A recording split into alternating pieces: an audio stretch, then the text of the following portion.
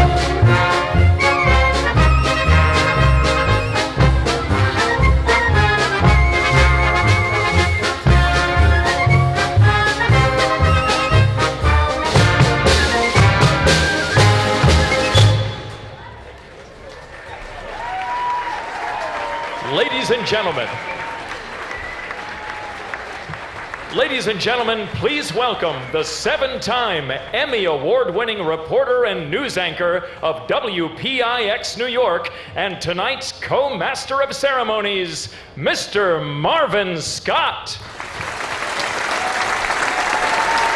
Thank you. Good evening, ladies and gentlemen, and welcome to Ellis Island. Geographically, this island is located in New York Harbor, but this is truly America's island. 28 acres of land that serve as the bedrock of our nation's heart and spirit. Wasn't that some impressive entrance for our medalists tonight. Really incredible. The recipients, 104 recipients of this year's Ellis Island Medals of Honor. And tonight, we celebrate each and every one of you. It's such an honor to be in your presence tonight. And as they came in, I couldn't help but think of our ancestors who came through here. It's a far cry from their entrance, those poor immigrants in those backpacks and the bulging suitcases. And some of them, in fact, had to give up their life savings to come here, just as some of you did tonight, just to buy a table. This is hallowed ground. It's rich in history and symbolism. And being here, I have to tell you, if you haven't already experienced it, it can be an emotional experience. And if you feel a goosebump, a chill, or shed a tear, it's quite all right. You're not alone. Because Ellis Island was once referred to as the Isle of Tears for the millions of grateful immigrants for whom this island was the portal to freedom and opportunity and new beginnings. If these walls, the walls in the Great Hall where you're going to have dinner tonight, could speak, you would hear a symphony of disparate voices crying out, "Thank you, America." In fact, 1 in 4 Americans can trace their roots to family members who passed through here. My father, he arrived here already an American citizen. You see, he was born aboard a ship under American registry almost 100 years ago. It is quite fitting that we gather here to honor this distinguished group of Americans, because the Ellis Island Medal celebrates the fulfillment of our ancestors' dreams. Their accomplishments, they humble us, and their stories inspire us, just as those of tonight's honorees. Now, in their diversity, our medalists form a tapestry of America. They represent 17 nationalities. They share different religious beliefs and shades of their skin. They stand, though, as one, Americans all. They don't need papers to prove who they are. Their deeds are their documents. In your own unique way, you have weaved yourself into the very fabric of America. Now, as we sit tonight at Freedom's door and we look across the harbor, as I'm sure you did, at the glistening new edifice filling the void where 2 majestic buildings once stood, we sadly are reminded that somewhere in the world tonight, there are people whose resolve is to kill Americans. The threat is as fresh as yesterday's news. But just who is an American? Who are they really killing? Now, that question was raised a few years ago in an editorial that responded to a classified ad in a Pakistani newspaper that offered a reward to anyone who killed an American. Any American. Now, I've told this story here before, but it is so relevant and so poignant, it does bear telling again. Who is an American? The editorial began. An American is English or French or Italian, Irish, German, Spanish, Polish, Russian, or Greek. An American may also be Canadian, Mexican, African, Chinese, Japanese, Korean, Australian, Iranian, Asian, or Arab, or Pakistani, or Afghan. An American is a Christian, or he could be Jewish, or a Buddhist, or Muslim. The only difference, the editorial continues, is that in America they are free to worship as each of them chooses. An American is also free to believe in no religion, and for that he will answer only to God, not to the government or the armed thugs claiming to speak for the government and for God. Americans welcome the best of everything, but they also welcome the least. The national symbol of America, just across the way, that beautiful lady in the harbor, the Statue of Liberty, welcomes your tired, your poor, the homeless, the tempest-tossed. These, in fact, are the people who built America. The editorial goes on, so you can try to kill an American if you must. Hitler did, so did General Tojo and Stalin and Mao Zedong and other bloodthirsty tyrants in the world. But in doing so, you would be killing yourself. Because Americans are not a particular people from a particular place. They are the embodiment of the human spirit of freedom. Everyone who holds that spirit everywhere is an American, the editorial concludes. So tonight, we stand as one, each and every one of us as Americans. Famed attorney Clarence Darrow once observed, an idea is a greater monument than a cathedral. Medalists, your outstanding contributions to to the greatness of our nation will ever stand as your monument. You exemplify the leadership, the ethnic pride, and unyielding commitment to the ideals we value most as Americans. Ideals that others who hate us have tried, but thank God have failed to destroy, because you simply cannot destroy the American spirit.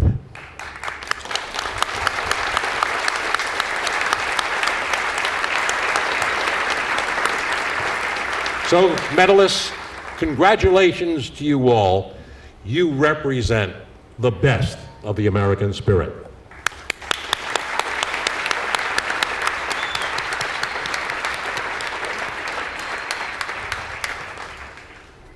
Now, for the entire 26 years of this ceremony, NECO has been honored to have the full participation of each branch of the U.S. Armed Forces. And tonight, I'm proud that we do have with us the 82nd Airborne Division, the 10th Mountain Division, the U.S. Army Special Operations Command, the United States Marine Corps, the United States Air Force, the United States Navy, and the United States Coast Guard. Welcome to you all.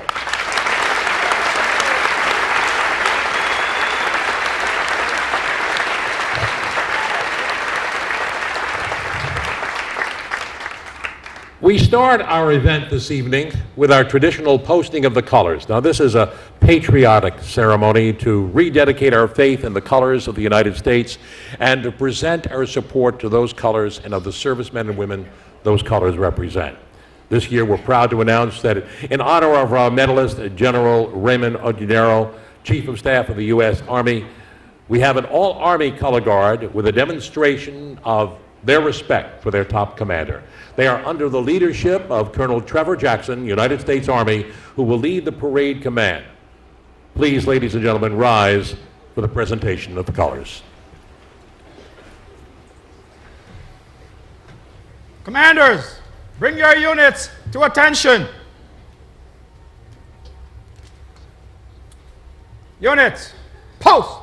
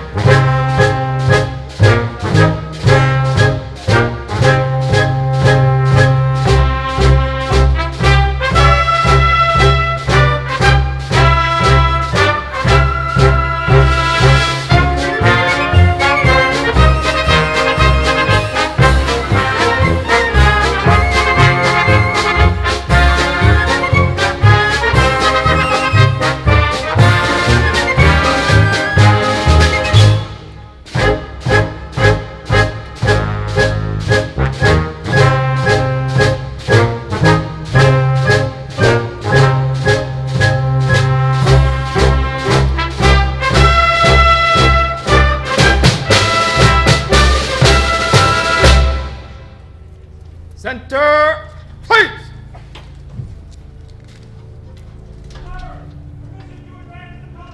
Permission granted. Advance the colors!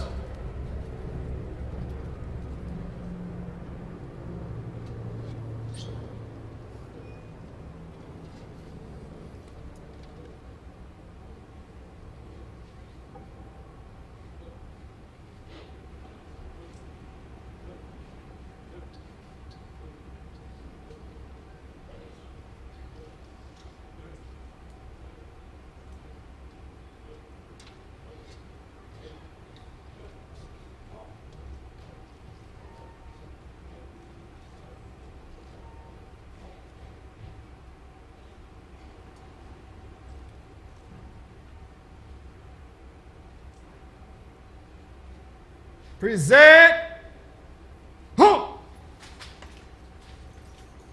Ladies and gentlemen, please remain standing for our national anthem. presented by the Air National Guard Band of the Northeast, followed by the sounding of taps in honor of our fallen heroes.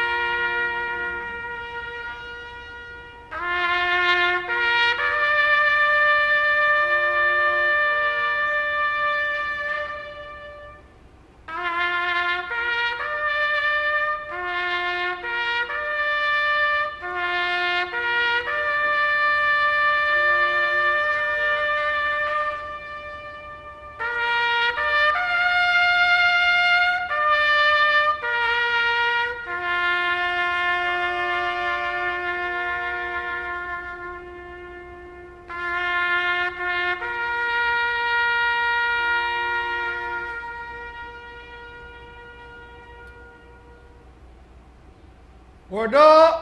Huh! Post the colors!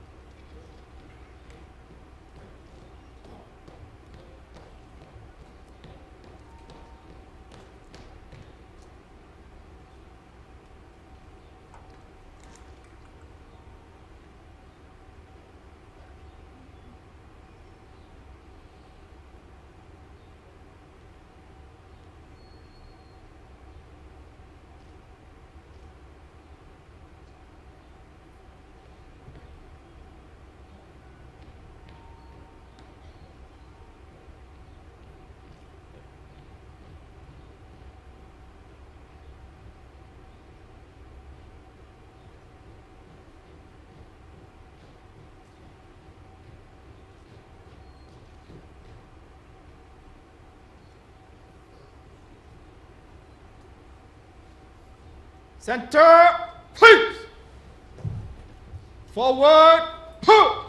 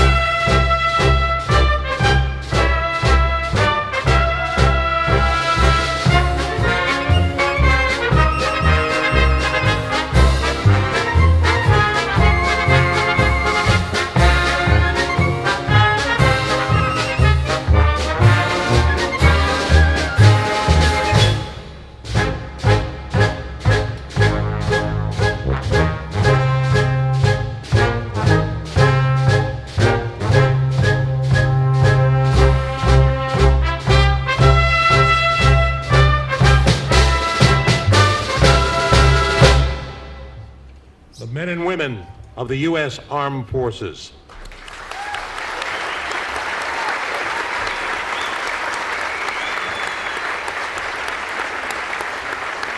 And as we celebrate tonight, we hold in our hearts and our prayers those courageous men and women who at this very hour stand in harm's way in far-off corners of the world. Ladies and gentlemen, I'd like you to ask you to remain standing as we welcome the Venerable Ani Samten Droma for an interfaith blessing.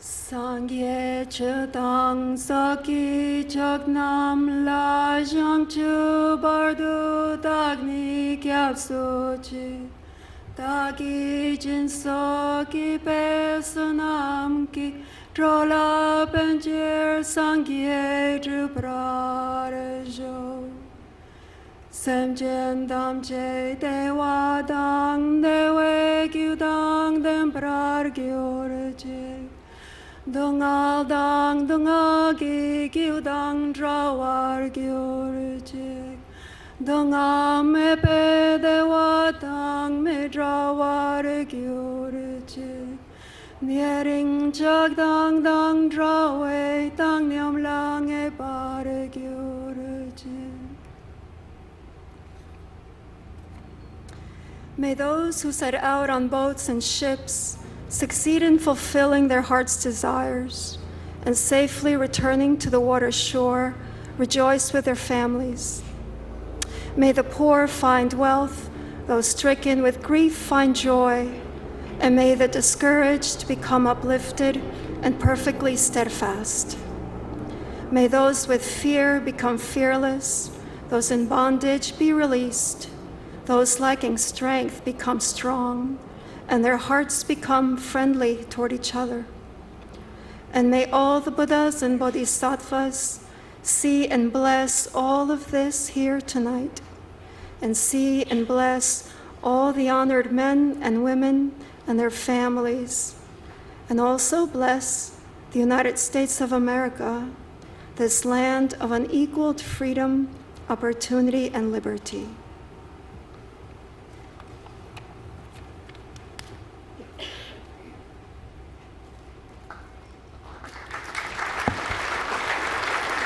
Please be seated.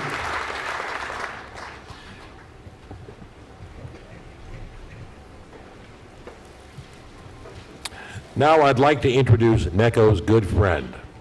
He's the keeper of the light and the keeper of this island.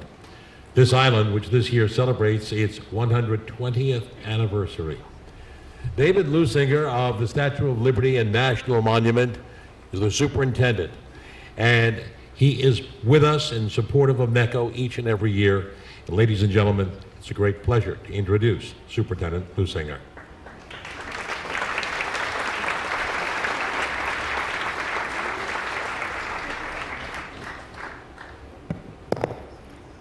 Thank you, Marvin. What a wonderful night, and what a wonderful country we live in. It's pretty incredible. Imagine a guy like me being able to meet Brooke Shields in a black tie event dressed like this. And with a room full of guys that all look like James Bond, for God's sakes. Only in America. On behalf of the National Park Service and the Statue of Liberty National Monument in Ellis Island, I'd like to welcome you all to our park. I'd like to give a special welcome to our men and women in the armed services, those who are serving now and those who have served in the past. Thank you very much for your service.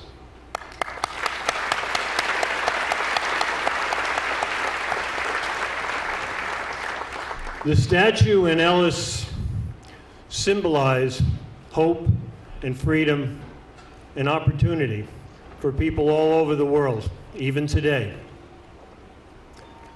We here at this park celebrate a rich diversity of heritage, a heritage that has made this country the greatest nation on earth. We're proud of that heritage. We're also proud to know that we share a common vision with the National Ethnic Coalition of Organizations. We both want to show through our example that we are all brothers and sisters, that we all share a common bond, and that working together, we are so much greater than we are as individuals. That's what makes this night special. That's what makes this place special. I'm especially honored this year that NECO and Chairman Casamini has bestowed upon me the honor of being a medalist. I have to tell you, it's overwhelming. Oh, thank you. It's quite overwhelming, and I'd like to be able to stand here and say that I worked really hard for this, but the truth of the matter is, I've been very blessed. I was blessed with ancestors that came across this sea and came to this country, and because of that trip, their great-grandson is the steward of the greatest and most recognized icon in the world. That's amazing.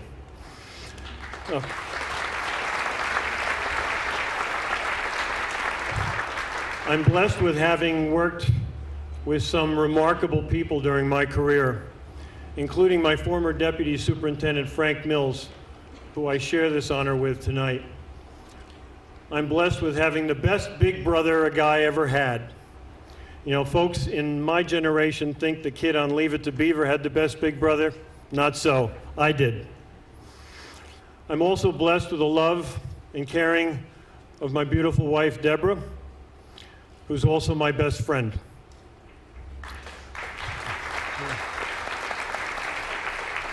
And finally, I have been blessed with having had a mom and dad who are the finest people I ever knew. They are with me in spirit every day and every night.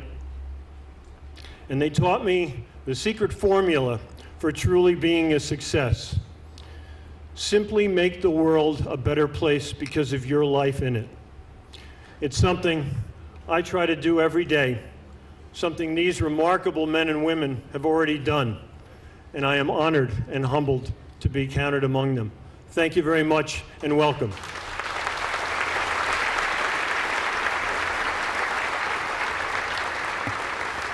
Thank you, Superintendent Lusinger, and congratulations for joining this exclusive club tonight. The National Ethnic Coalition of Organizations, NECO, celebrated its 25th anniversary just last year. Now, it has thrived and it has grown since 1986, and through its humanitarian outreach has brought hope and help to tens of thousands of people in despair all around the world. Now, none of this would have been possible to have been done without the leadership of a man with a big heart, an Iranian immigrant who came to this country in search of the American dream and found it. And ever since he found success, he's been giving back. His leadership, his vision have been instrumental in expanding NECO's relief efforts at home and around the world. Ladies and gentlemen, it's an honor for me to introduce my friend, the chairman of NECO, Mr. Nasser J. Casamini.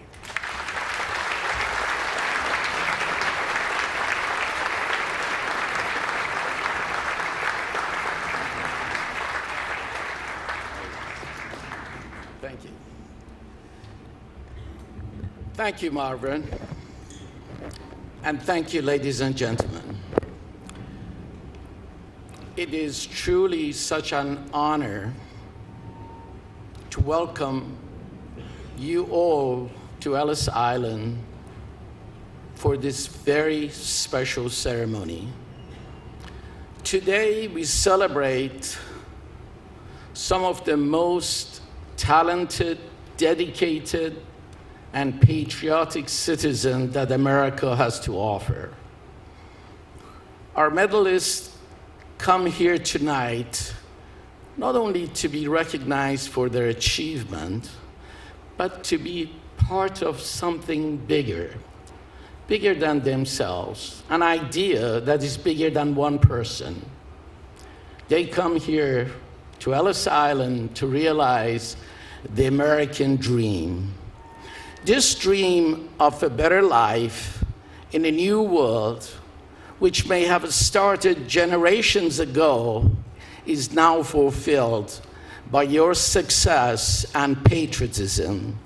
Tonight, we have provided the banners and marching bands, but medalists, you bring the heart to this event.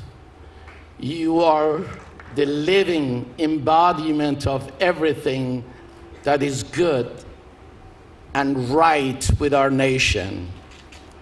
You have taken full advantage of freedom and opportunity that America offers, and you have succeeded in your own terms, in your own unique way. And now you're giving back to this great country with your time, your skill, your charitable heart. This is the reason the Ellis Island Medal of Honor were created, to recognize and celebrate people like you. Congratulations.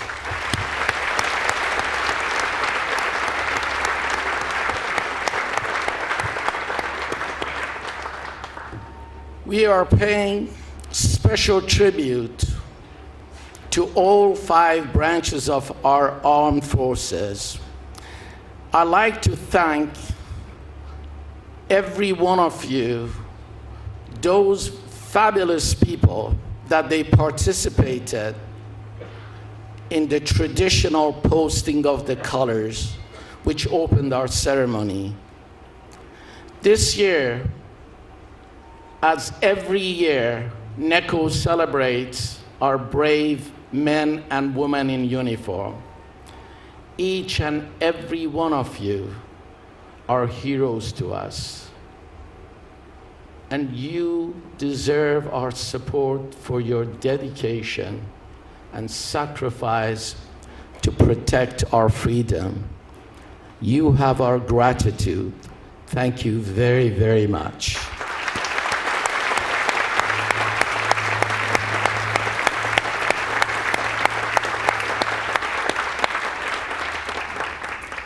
2012 marked an important transition within NECO. My good friend, Lee Iacocca, stepped down from his role as a co-chairman of this organization. Lee is an American icon, a man who not only lives the American dream, but for over 3 decades defined that dream for millions of Americans. He is a true leader in both business and patriotism, inspiring so many to reach for the stars. John Quincy Adams, our second president, said, "If your actions inspire others to dream more, learn more, do more, and become more, you are a leader."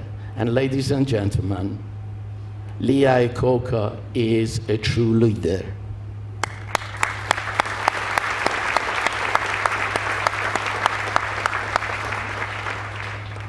Medalists, you are all inspirational, and the example you set will resonate for a long time to come. You have changed the fabric of this nation and have helped to make it better. For that, we thank you. We salute you for a job well done. God bless you, and God bless United States of America. Thank you so much.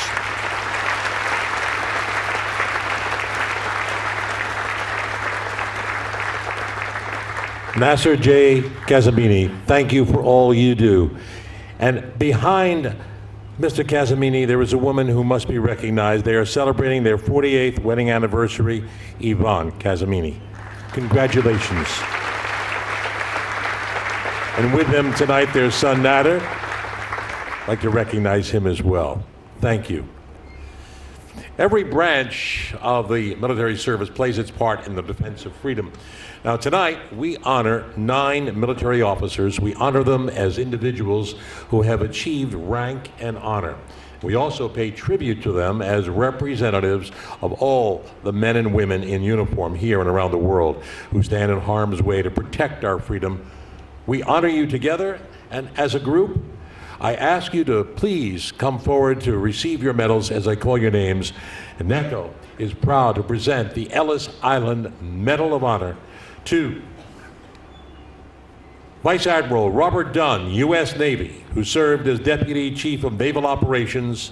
Now retired, he's an accomplished military leader, having commanded a carrier squadron, the aircraft carrier Saratoga, as well as having flown many combat missions in Vietnam.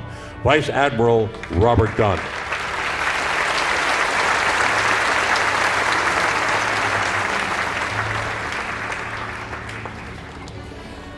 Vice Admiral Robert S. Harward is the Deputy Commander, U.S. Central Command. He is well respected in the Naval Special Warfare community, and he commanded troops in Afghanistan and Iraq for over 6 years after the terror attacks of September 11th. Vice Admiral Robert Harward.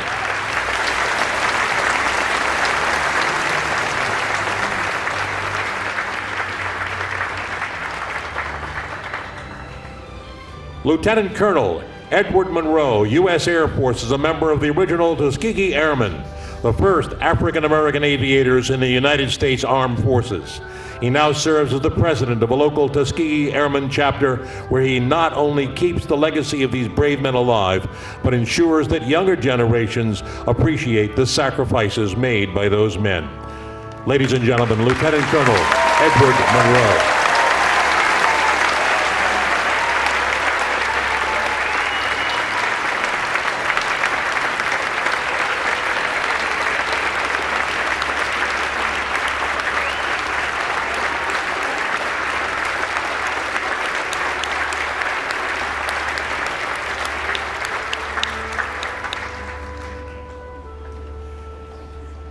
Captain Wayne Porter and Colonel Mark Mickleby, United States Marine Corps, served as strategic advisors to the Chairman of the Joint Chiefs of Staff. They co-authored the groundbreaking article, A National Strategic Narrative, which focuses on non-military solutions to douse the flames of conflict around the world. Captain Wayne Porter and Colonel Mark Mickleby.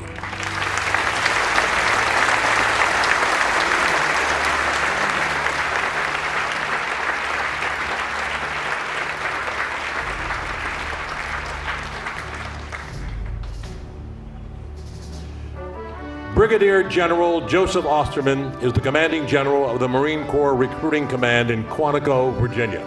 He served as an advisor to the Iraqi Army during Operation Iraqi Freedom and was later deployed to Afghanistan as commanding general. He commanded the 1st Marine Division forward. His many decorations include the Defense Superior Service Medal and the Bronze Star. Brigadier General Joseph Osterman.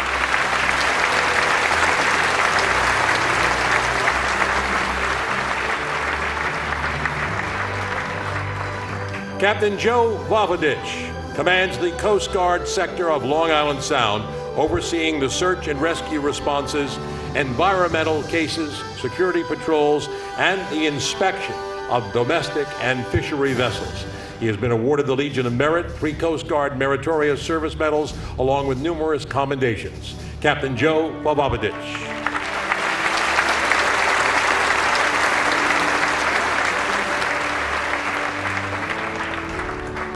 Major General James L. Williams, United States Marine Corps retired, served for over 35 years, and has commanded Marines at every level, both in and out of combat.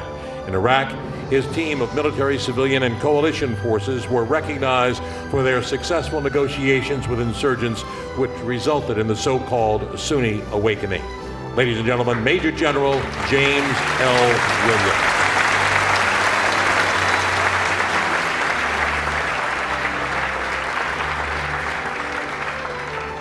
General Raymond T. Odinero is the Chief of Staff of the United States Army, making him the most senior uniformed officer assigned to serve in the Army. He is also the principal military advisor to the Secretary of the Army, and as a member of the Joint Chiefs of Staff, he is the military advisor to the National Security Council and the Secretary of Defense, as well as to the President of the United States. General Odinero's awards and decorations include four Defense Distinguished Service Medals, 2 Army Distinguished Service Medals, and the Defense Superior Service Medal. His proudest medal, however, is that of husband, father, and grandfather. He married his high school sweetheart, with whom he has 4 children and 3 grandchildren. Ladies and gentlemen, we're proud tonight to award the Ellis Island Medal of Honor to General Raymond Odinero.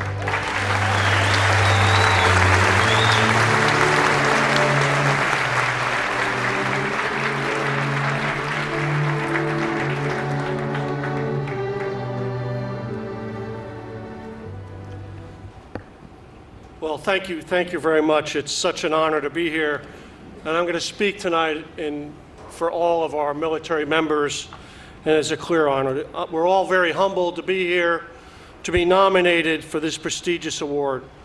I want to thank the National Ethnic Coalition of Organizations for what you do and what you continue to do for our country in bringing us together. What an honor it is to stand here this evening among such distinguished Americans on these hallowed grounds etched with history. 120 years ago, immigrants from around the world came here to Ellis Island looking for a better life, and this great country opened their arms to them. And since then, many have found opportunity in serving their adopted country by wearing the uniform. And the diversity that is provided in our ranks is the source of the strength of our services and the strength of our nation. Our soldiers, sailors, airmen, Marine, Coast Guardmen guard the gates of freedom around the world as we sit here tonight. And I am awed by their steadfast dedication, enduring values, professionalism, and selflessness in their need to serve. And so with all the branches of the military represented here, we are united through our diversity, sharing the common cause to preserve and build upon the accomplishments of the past and present of our brothers and sisters in arms. Hundreds of thousands of Americans have given their lives in order for us to enjoy the liberty and freedom like no other around the world. And in the last 10 years, over 6,000 Americans have given their lives to protect our freedoms and to ensure that our children and our grandchildren will be able to grow up and live the diversity that we so cherish. And I can't help but think as I stand here tonight, us in uniform understand personal and physical courage. But I think back upon our ancestors who had that courage to walk through these doors in order to seek a better life for their families. And that's what makes this country so great. So in honor of all of us here tonight, thank you so much from us in the military. We are so proud to be a part of this tremendous event. May God bless America. Thank you very much.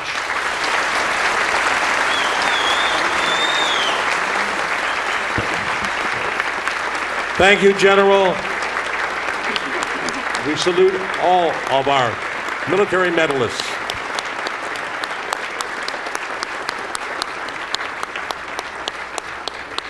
Thank you for your service, and thank you for keeping us all so secure. Now, for the past few years, I've had the pleasure of co-hosting this evening with my dear friend Tom Dreesen. I'm sure you've all seen him. You had to. He's been on television so many times. He's had over 500 appearances on national TV as a stand-up comedian, including more than 60 on The Tonight Show. He's a favorite guest of David Letterman, where he has also served as a guest host. He performs in every major showroom in Las Vegas, and for 13 years he toured the nation as the opening act for Frank Sinatra. And he's performing his one-man show, an evening of laughter and storytelling of Sinatra. If you're here for a long weekend, be sure to catch him tomorrow night. He's at Feinstein's at the Regency Hotel, 61st Street and Park Avenue, 8 o'clock. I'll be there. Why don't you come and join us, okay? Ladies and gentlemen, he's also been to Iraq to perform for our troops. He's a true American, a medalist. He received the Ellis Island Medal of Honor back in 2005. Please give a warm welcome to Necco's friend and my dear friend, Mr. Tom Dreesen.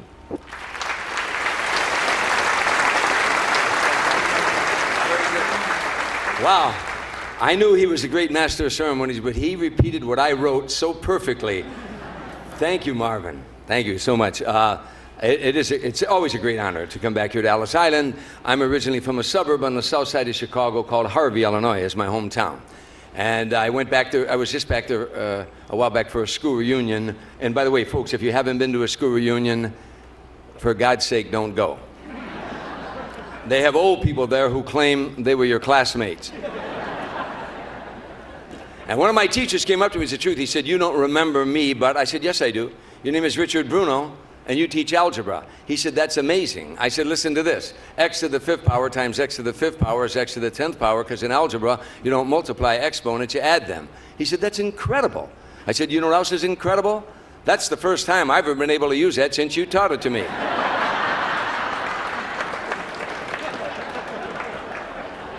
I sat here with all of you, and probably with the same thoughts going through my mind that is going through yours. Why on earth are they honoring me? Why were they honoring me? They're saying, and NASA says it so well, that through your charitable work that you changed the fabric of America.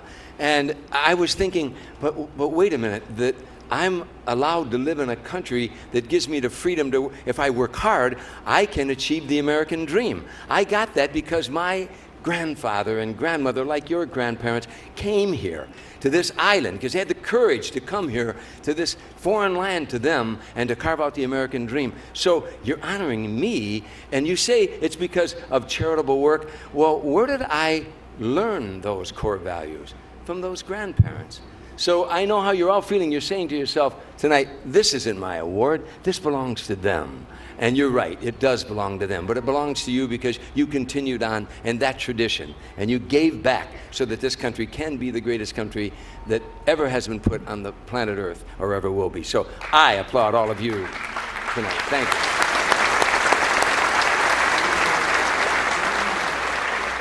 And by the way, my great-grandfather lived to be 102 years old, and he didn't die. He just overslept one day, and they buried him.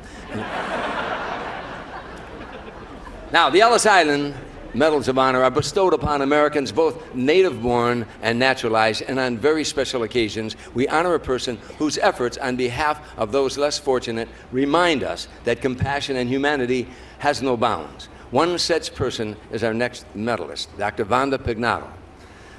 Is the First Lady of El Salvador and a dedicated advocate on behalf of women and children, both in El Salvador and around the world. She holds the office of the Secretary of the Social Inclusion, which ensures access to humanitarian services to all El Salvadorian people, and she recently spoke in Washington, D.C. on International Women's Day, presenting her Woman City initiative that would address gender-based violence, reproductive health, and economic empowerment for women, as well as encourage their social and economic autonomy. Ladies and gentlemen, please join me in welcoming one of our international medalists, the First Lady of El Salvador, Dr. Vanda Pignatto.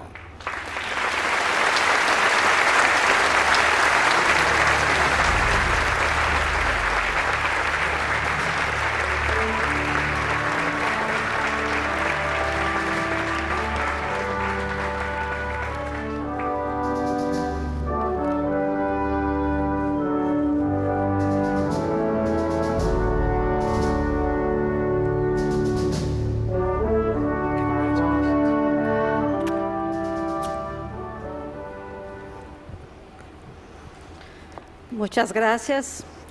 Deseo agradecer a los organizadores desse maravilhoso evento, a quienes impulsaram a decisão de hacerme merecedora desse reconhecimento que resgata os valores, a solidariedade, o apoio mútuo, a compreensão e a diversidade. Good evening. I would like to thank the organizers of this wonderful event and those who deemed me worthy of this award that highlights these values of solidarity, mutual support, understanding, and diversity. Esse reconhecimento me compromete a seguir avançando em meu país, El Salvador, em el impulso de las políticas públicas que favoreçam a inclusão social, que permitam a consolidação de uma sociedade democrática, justa e solidária. With this award, I commit to continued work in my country, El Salvador, to drive public policies that favor social inclusion and allow for the growth of a just, democratic society rooted in solidarity. Mas que a mi trabalho como secretária de Inclusão Social ou como primeira-dama, o galardão que hoje recebo vai dirigido a todos os homens e mulheres de El Salvador que por distintas razões han optado por venir a esse país para buscar projeto de vida. More than for my own work as the Secretary for Social Inclusion and the First Lady, the honor that I receive today goes to the men and women of El Salvador, who for various reasons have decided to come and build their own lives projects here in this country. De igual maneira, constituem estímulo a todas as mulheres salvadorenhas que sofrem de exclusão e marginação e que han começado a ser atendidas em el programa Ciudad Mujer, que com muito honor lo dirijo. This award also serves as motivation for all those Salvadoran women who suffer from exclusion and marginalization and who are now served by the Women's City program that it is my honor to oversee. Les agradeço porque com esse ato, vocês contribuirão a visibilizar de los maiores déficits de nossa história recente, como é a falta de políticas públicas a favor de las mulheres, em particular de los excluídos em geral. I am grateful to you because through this action, you are helping to make visible one of the great shortfalls of our recent history, a lack of public policies in favor of women in particular and excluded groups in general. Además, porque este reconhecimento que hoje recebo, e com muito orgulho sou a primeira latino-americana a recebê-lo, constitui respaldo a las ações que desde o governo o presidente Funes viene impulsando para superar esse vazio. Moreover, I am grateful because the award that I receive today, and with great pride as the first Latin American to receive this award provides important support for the action that the government of President Funes is taking to bridge these gaps. Todo mi trabalho tem como inspiração o imenso amor hacia mi hijo Gabriel e mi esposo Mauricio Funes. Em nome desse amor, de los valores de la democracia, de la inclusão, de la libertad, de la tolerância, recebo com orgulho esse prêmio. My work is inspired by my immense love for my son Gabriel and my husband Mauricio Funes, and it is the name of this love in the values of democracy, inclusion, freedom, and tolerance that I proudly accept this award. Muchas gracias. Thank you very much.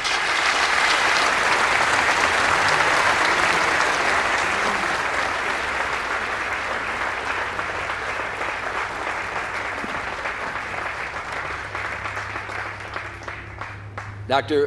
Pignato, if through your interpreter you might say to her that when she's finished in El Salvador, would she come and run for President of the United States?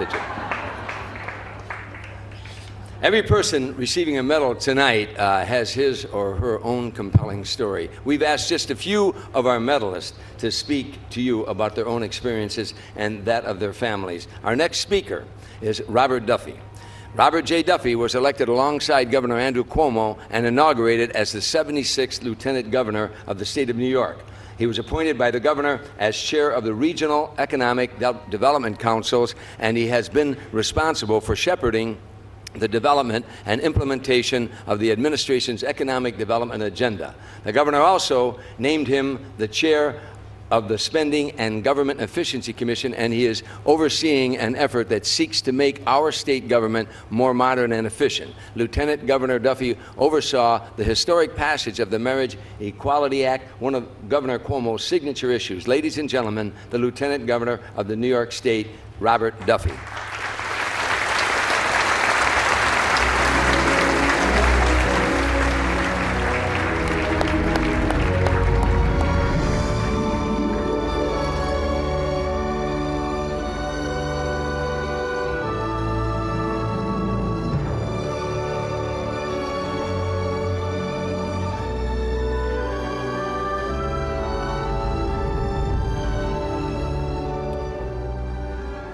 Good evening. I am absolutely honored to be here tonight. I want to start by thanking NECO, Chair Casamini, and a great staff at this wonderful organization for making this night possible. I want to thank, in the third row, my beautiful wife, Barbara, of 27 years, and I have two beautiful daughters with her. I want to thank them for all of their support. In the audience also is the Superintendent of New York State Police, Joseph D'Amico. I would like to thank him for his nomination for the night's award. Thank you. I also want to extend my congratulations to all the medal winners, and I want to start by also following the great general's comments today and thank the men and women who serve our country, both current and in the past. I delivered a commencement address today up in Rochester to a group of college students. I asked them to make sure they thank those men and women who serve our country every day and thank veterans, because I, like all of us here, have enjoyed the freedoms, have enjoyed the ability to worship where I want to worship, to be able to do what I choose to do, to have a life that I absolutely love because of those who made sacrifices that came before us. And I think tonight just reinvigorates that sense of pride and national spirit in the greatest country on earth. And I want to thank those men and women for what they have done for all of us. I give them a round of applause. I will just close by saying I am the grandson of immigrants who came through Ellis Island from Ireland, who had those opportunities put before them that the chairman talked about last night. And it's often hard to imagine what those immigrants felt coming into the harbor and seeing the Statue of Liberty and then coming on this land and what they went through and what they have done to create this great country. It is humbling. It is an honor to be here. And I thank NECO and all of you for keeping this spirit alive, for what you do for this great country. I am proud to be an American. I am proud and humbled to be here tonight. God bless you all, and God bless America. Thank you.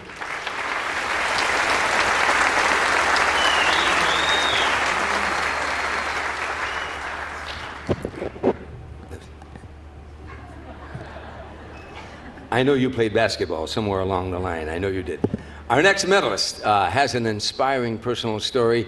Leena Doshi was born in Bombay, India, and came to the United States in 1973. In 1985, after working at Flushing Hospital for 8 years, the entire radiology department was fired. But that adversity defined her future success.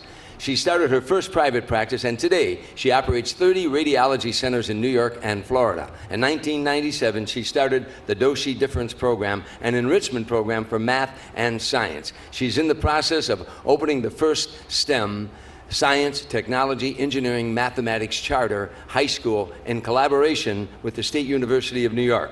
She has also been nominated by Governor Cuomo to serve on the Board of Trustees of SUNY. Dr. Doshi believes in a concentric circle of giving, starting from family to employees to communities, and believes strongly that each one of us has the ability to make a difference if we only have the desire to do so. Ladies and gentlemen, Dr. Leena Doshi.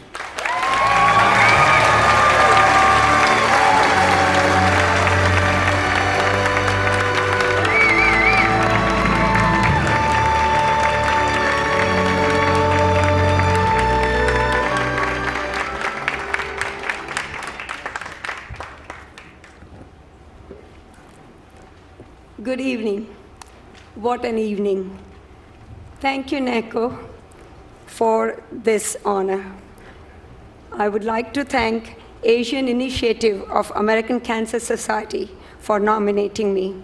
I would like to thank Anish for his effort to get me where I am and always supporting me to get what I want. My heartfelt congratulations to all today's recipient, at this great award ceremony. Lost, but certainly not, all my siblings and family, all my extended family at Doshi Diagnostic, and my close friends who are here today to support me.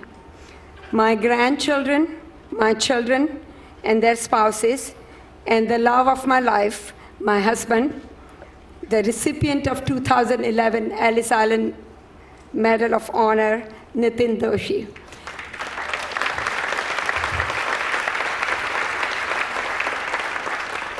My special welcome to Niall, my grandson, who insisted he wanted to be there, and Anjali Berry, who decided to join today also.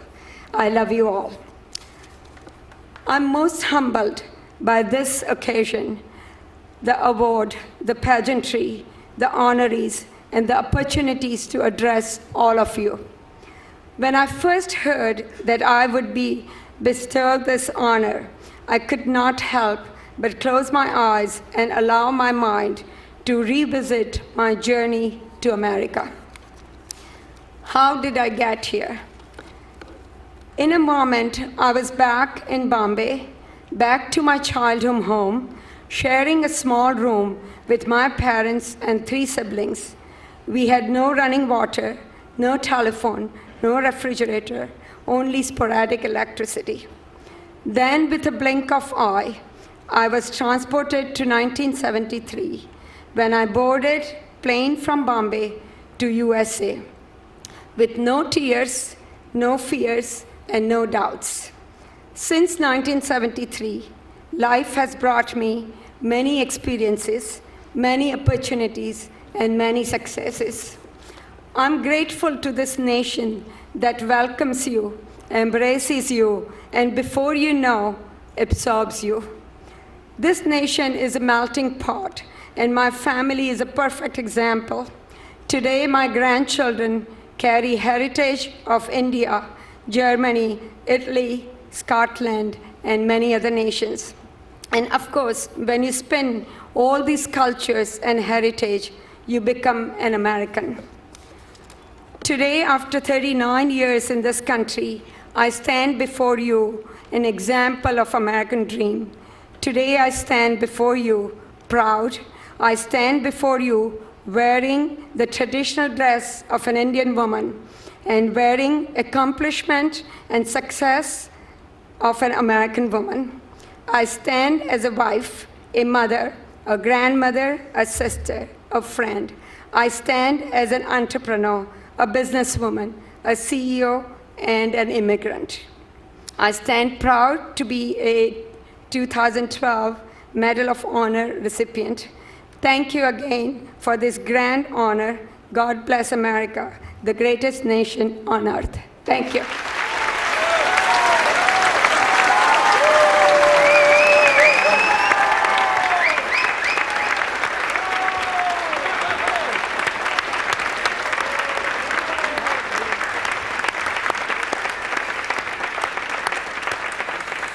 Well done, well done. Congressman Ileana Ros-Lehtinen represents Florida's 18th district and is currently the most senior Republican woman in the U.S. House. She is a native of Havana, Cuba, and at the age of 8, she and her family were forced to flee from the oppressive communist regime. She began her career as an educator in the Florida school system and continues to feel that education is her lifelong journey. Continuing that path into Congress, where she fights for expanded educational opportunities for all, she is a strong advocate of programs that address the serious problem of domestic violence against women, and was a lead sponsor of the reauthorization of the Violence Against Women Act. In 1982, she was elected to the Florida State House of Representatives and the Florida Senate in 1986, becoming the first Hispanic woman to serve in either body. She is currently the chairperson of the House Committee of Foreign Affairs, which gives her a voice to fight for greater human rights for all. Ladies and gentlemen, Congressman Ileana Ros-Lehtinen.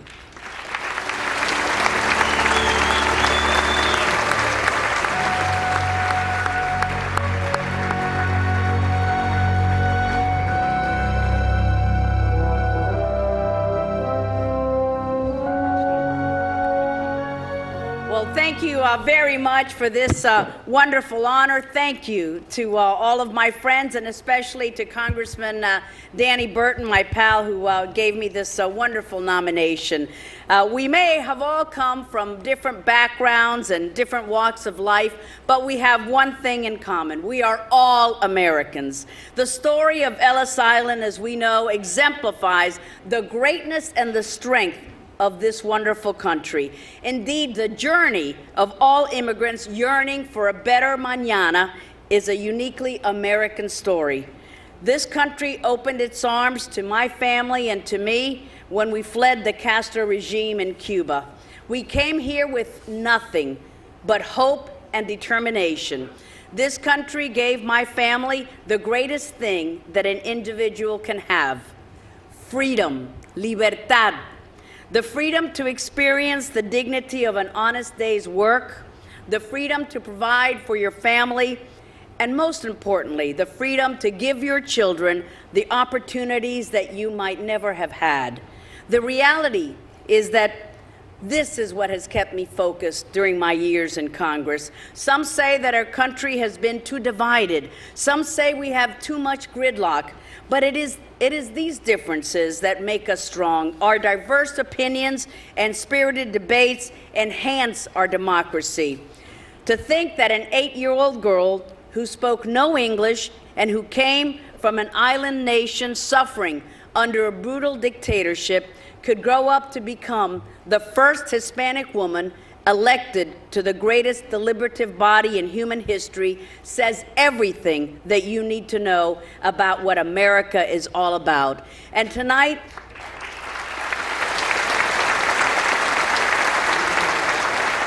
we are surrounded by military heroes, and I just want to end by giving a special shout out to my favorite hero, Vietnam vet Special Forces Dexter Layton. And thank you, hubby, for putting up with me all these years. Muchas gracias.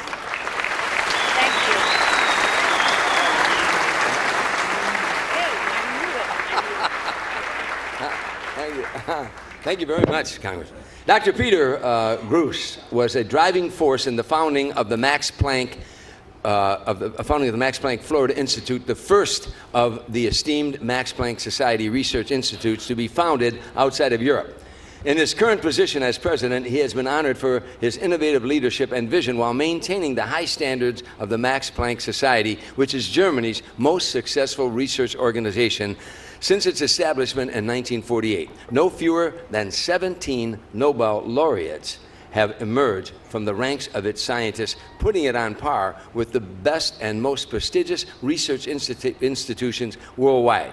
The Society works to find answers to seminal, forward-looking scientific questions that not only affect us today, but will affect our children in the future. Recently, Dr. Groos was appointed as a member of the Innovation Dialogue of the Federal Chancellery by Germany's Chancellor Angela Merkel, which brings top scientists, business leaders, and policymakers from around the world to discuss how cities in fast-growing countries like India are tackling the combined challenges of facilitating economic growth while controlling both the environmental and social impact of rapid development. Ladies and gentlemen, Peter Groos.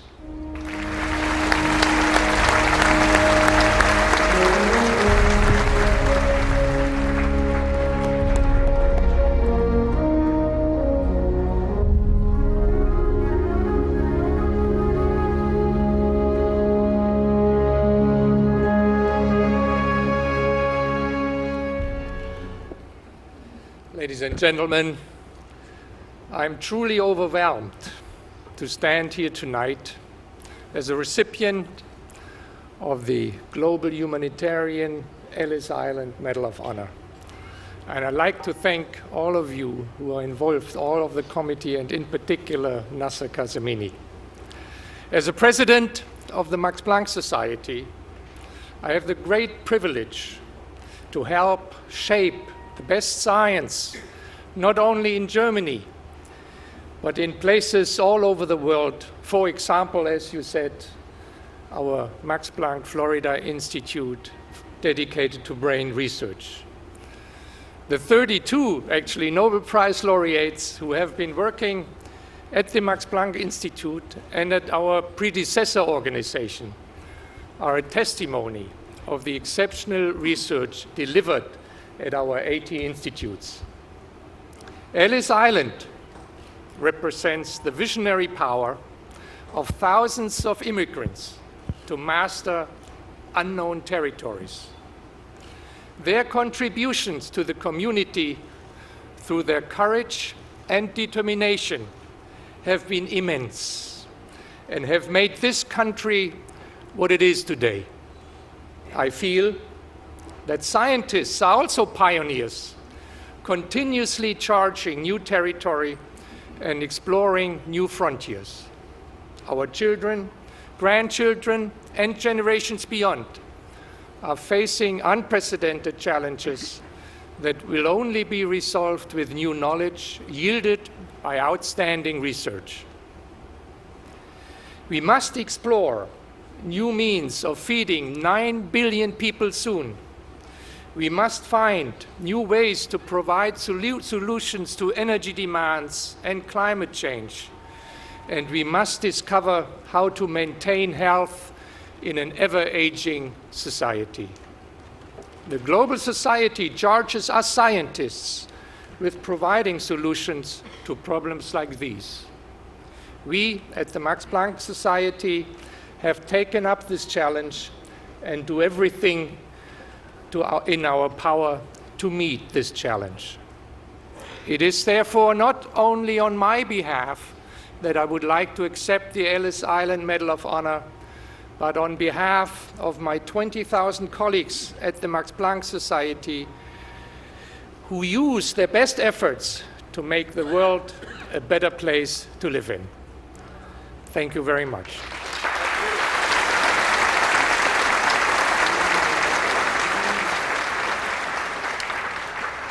Okay, now it is my great pleasure to call on our first group of medalists who will come up here and receive the award, and then we're going to keep it moving for the rest of the evening. But A. Marshall Acuff Jr. A. Marshall Acuff Jr. has over 40 years of experience in financial services, and since 2008, he has served as the prior of the United States of the Most Venerable Order of the Hospital of St. John in Jerusalem.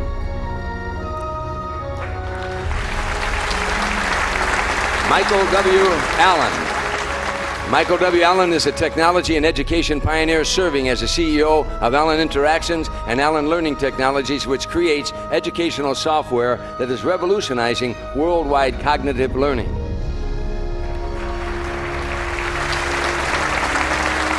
Nancy Arabian. Nancy Arabian has spent most of her life in service to others. In 2001, she became the only woman to receive the coveted St. James the Apostle Medal in Jerusalem.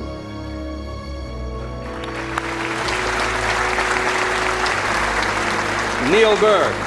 Neil Berg is the great-grandson of immigrants who came to Ellis Island in the 1900s. He is a lifelong New Yorker, as well as an award-winning composer and Broadway producer who has raised millions for charities throughout his fundraising concerts.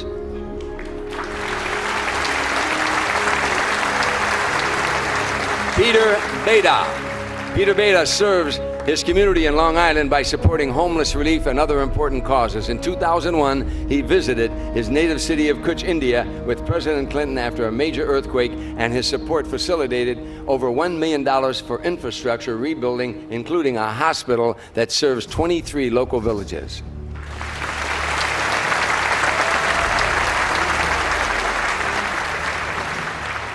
Ravi Shankar Buplapur. Ravi Shankar Buplapur is the leader in both financial and educational fields. He is the president of Xavier University School of Medicine, and he is the founder and chairman of Gift of Life India. And he is a major philanthropist to many other important humanitarian causes.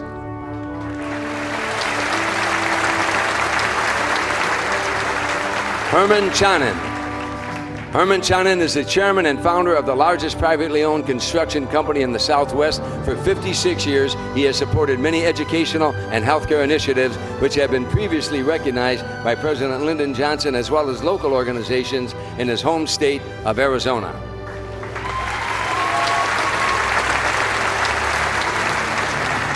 Sam Chang. Sam Chang is well respected in the Chinese American community as an entrepreneur and the owner of MC McSam Hotel Group and Mike Sam Construction. Since opening his first motel in 1997, he has developed more than 60 properties in the tri-state area.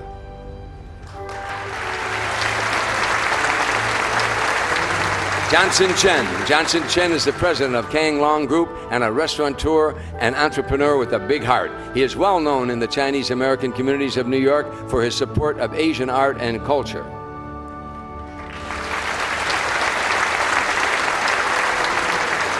Sanjeev Chopra. Dr. Sanjeev Chopra is a professor of medicine at Harvard Medical School and a senior consultant in hepatology at Beth Israel, Boston. He has 5 books to his credit, including The 10 Tenets of Leadership, to be published this year.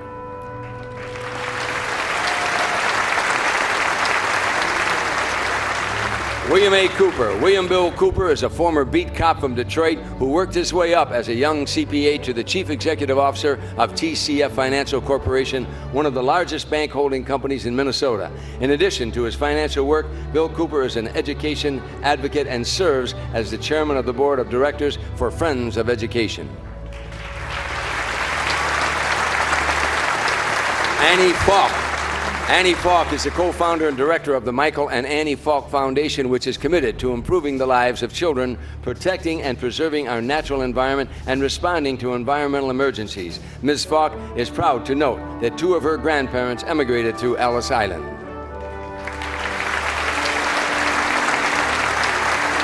Leonard A. Ferrari.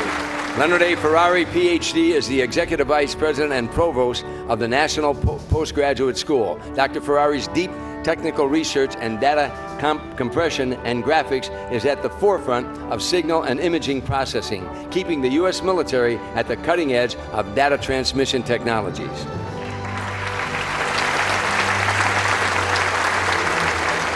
Jason C. Few. Jason C. Few is the president of ELIM Advisors and ELIM Consulting. He has over 20 years of experience as a financial professional. He is a very active humanitarian and is a founding member of the Asian Initiative Division of the American Cancer Society. Fletcher D. Gill. Fletcher D. Gill is the Vice President, Commercial Real Estate of Mount View Realty Advisors. He is also the President and CEO of Luke's Wings, a terrific nonprofit which comes to the aid of military families and flies them to the bedside of wounded soldiers in military hospitals all over the country.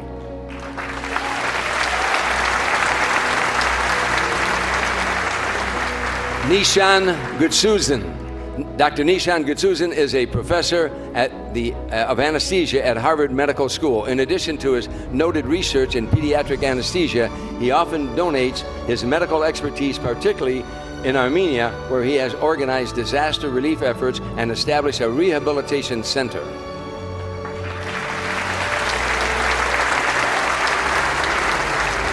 Richard Grace. Richard H. Grace, for more than 30 years, Dick Grace has generously spread his remarkable brand of compassion as well as his considerable resources to humanitarian projects throughout the United States, Mexico, and Asia. And his Grace Family Vineyards donate substantially to many charities. He has traveled the world volunteering and organizing with diverse groups, including Mother Teresa's Hospice, as well as Tibetan monasteries in Kathmandu and Calcutta.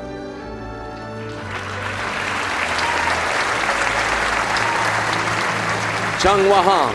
Chung Wahong has worked in the nonprofit sector for 20 years and is now the executive director of the New York Immigrant Coalition, which teaches immigrants about civic responsibility and encourages their development into upstanding citizens.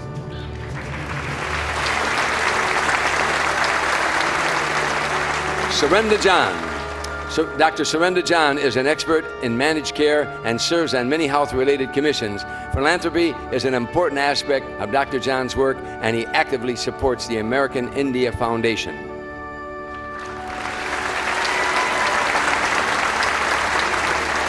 James J. Jimerson. James J. Jimerson, Esquire, is a well-respected attorney known for representing major corporations as well as the common man. He has many charities that he supports and serves as chairman of the Afternoon All-Stars program serving youth in crisis.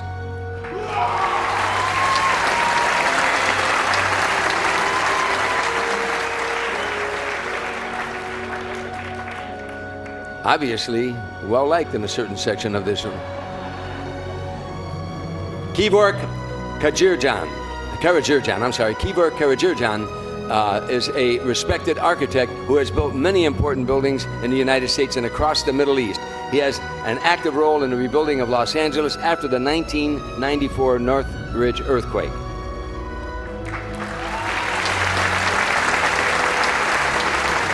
Henry Kang. Henry Kang is the chairman and co-founder of Sunny Marketing Inc. He supports many humanitarian causes and co-founded Korean American Helping Hands, which advocates on behalf of leukemia patients.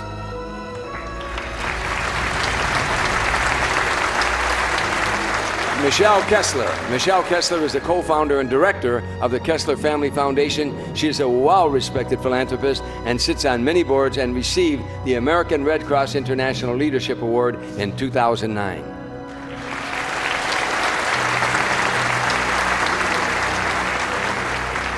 Howard Kessler. Howard Kessler is a lifelong entrepreneur and financial services professional and pioneered the concept of affinity credit cards for MBNA banks. He and his wife Michelle are active humanitarians and the founders of the Kessler Family Foundation.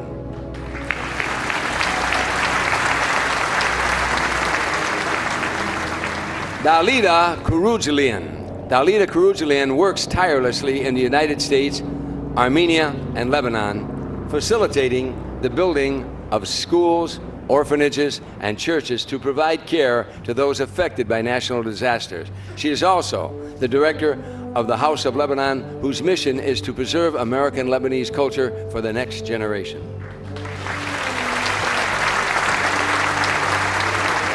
Dong Sak Kim. Dong Sak Kim is an accomplished Korean American advocate. He is the founder of the Korean American Voters Council, which organizes voter drives, union disputes, as well as raising civic awareness and participation in the Korean American community.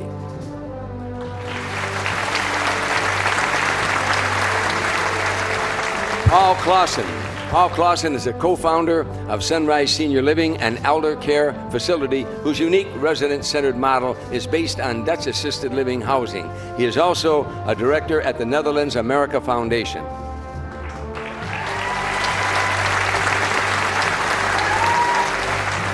Declan Kelly. Declan Kelly was appointed U.S. Economic Envoy to the Northern Ireland at the U.S. Department of State by Secretary Hillary Clinton in 2009.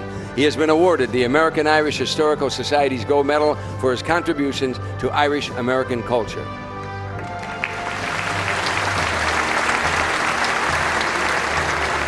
Emrah Kovachulu.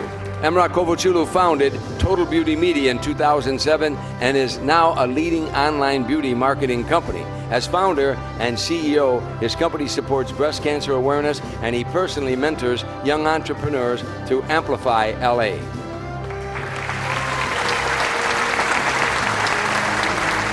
Thomas Lee. Dr. Thomas Lee is a respected pediatric eye expert and the director of the Retina Institute of the Vision Center at Children's Hospital, LA. In addition to bringing sight to hundreds of children, he has developed an open source teaching technique that is revolutionizing medical curriculums in developing nations.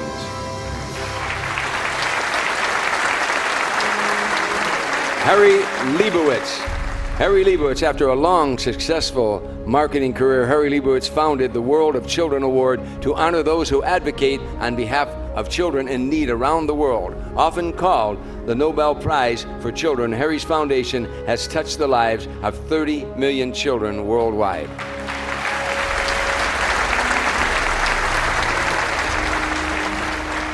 Hoi Ken Leung. Hoi Ken Leung has dedicated himself to inspiring healthy living and nutrition in the Asian American community. He founded Zen Martial Arts and Meditation Center and sits on many boards that facilitate commerce and cultural exchange between the United States and China.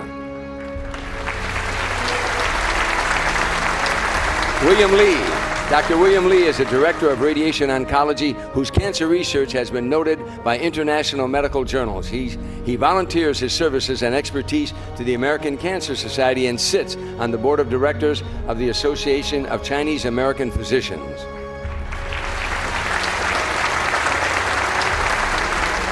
Emily Lin. Emily Lin is an architect whose work can be seen all over the tri-state area in China. She recently built a residential tower for the Chinese government at the UN, and she sits on many boards related to Asian American economic development.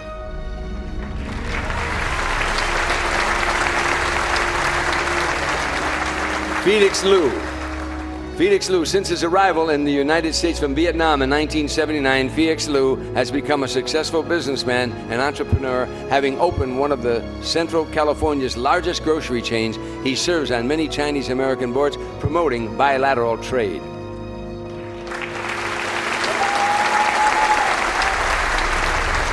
David E. Luzzi. David E. Luzzi, PhD, is the Executive Director of Strategic Security Initiative at Northeastern University. He previously led the United States Air Force Scientific Advisory Board, and upon stepping down in 2008 was awarded the Meritorious Civilian Service Medal of the Air Force. Spiro Macris. Dr. Spiro J. Macris has lived a life in service to others with almost 30 years of providing health care in his home state of North Carolina. In addition to his distinguished orthodontist career, Mr. Macris works on behalf of the homeless and his beloved Hellenic American community.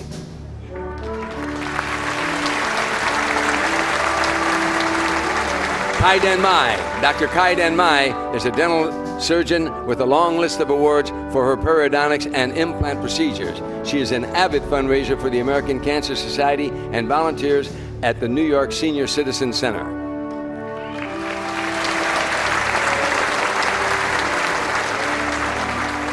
Stephen G. Mandis. Stephen G. Mandis is the Vice Chairman of Citigroup's Institutional Clients Group. He co-founded a not-for-profit teaching financial planning and responsibility to the underprivileged students in Harlem.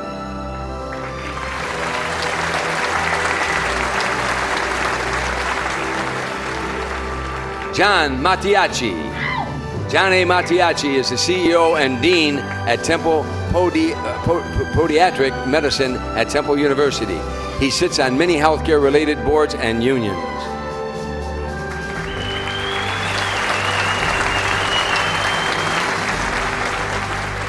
Papkin Majarian.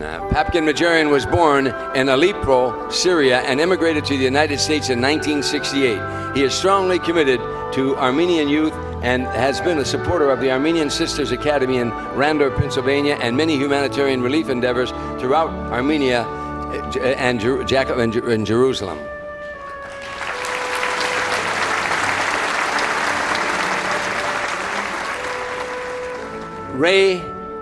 Raymond Mancini.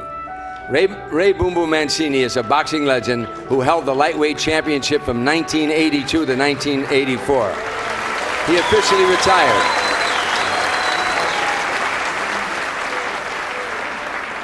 He officially retired in 1982 and currently operates 2 production companies in LA and is an active member in Unico National, the largest Italian-American service organization in the United States. But I want to say one more thing about this gentleman here, because I've known him almost all of his career. He's helped me with every charity that I've ever been involved in. He never, ever says no to any charity. But more than that, this young man from Youngstown, Ohio, one day read in an attic that his father, who could have been lightweight champion of the world, but his father went off to war and never was able to achieve that dream. And his father was wounded at the invasion of Anzio and came back and tried, but of course could not become the champion. When he read that, he said to his dad, "I'm going to win the lightweight title for you one day, Dad," and he did. The pride of Youngstown, Ohio, Ray Boom Boom Mancini.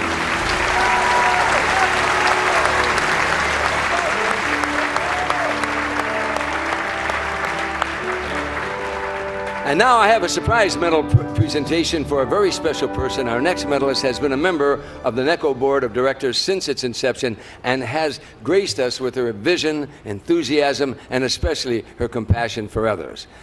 Helene Irma de Stephanian is not only an accomplished businesswoman, but also ardent an ardent cultural advocate. Most recently, Helene helped facilitate a meeting with the Armenian government, which resulted in Neko hosting Armenia's President Sarkisian for his first visit to Ellis Island. This new relationship will continue when Neko travels to Armenia to discuss bringing life-saving pediatric care to the Caucasus region. This is an honor long overdue. I'd like to ask Helene der Stepanian to the stage to accept her medal.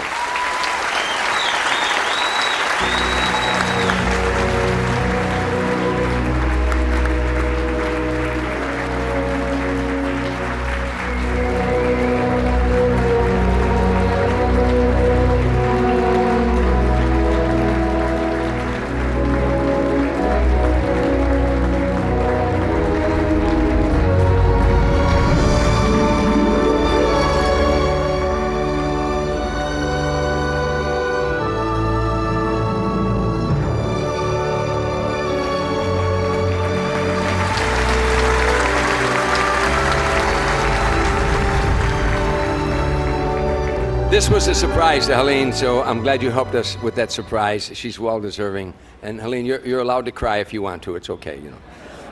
That was great. And before I turn the podium back over to Marvin, Neko would like to recognize two medalists who are not with us tonight.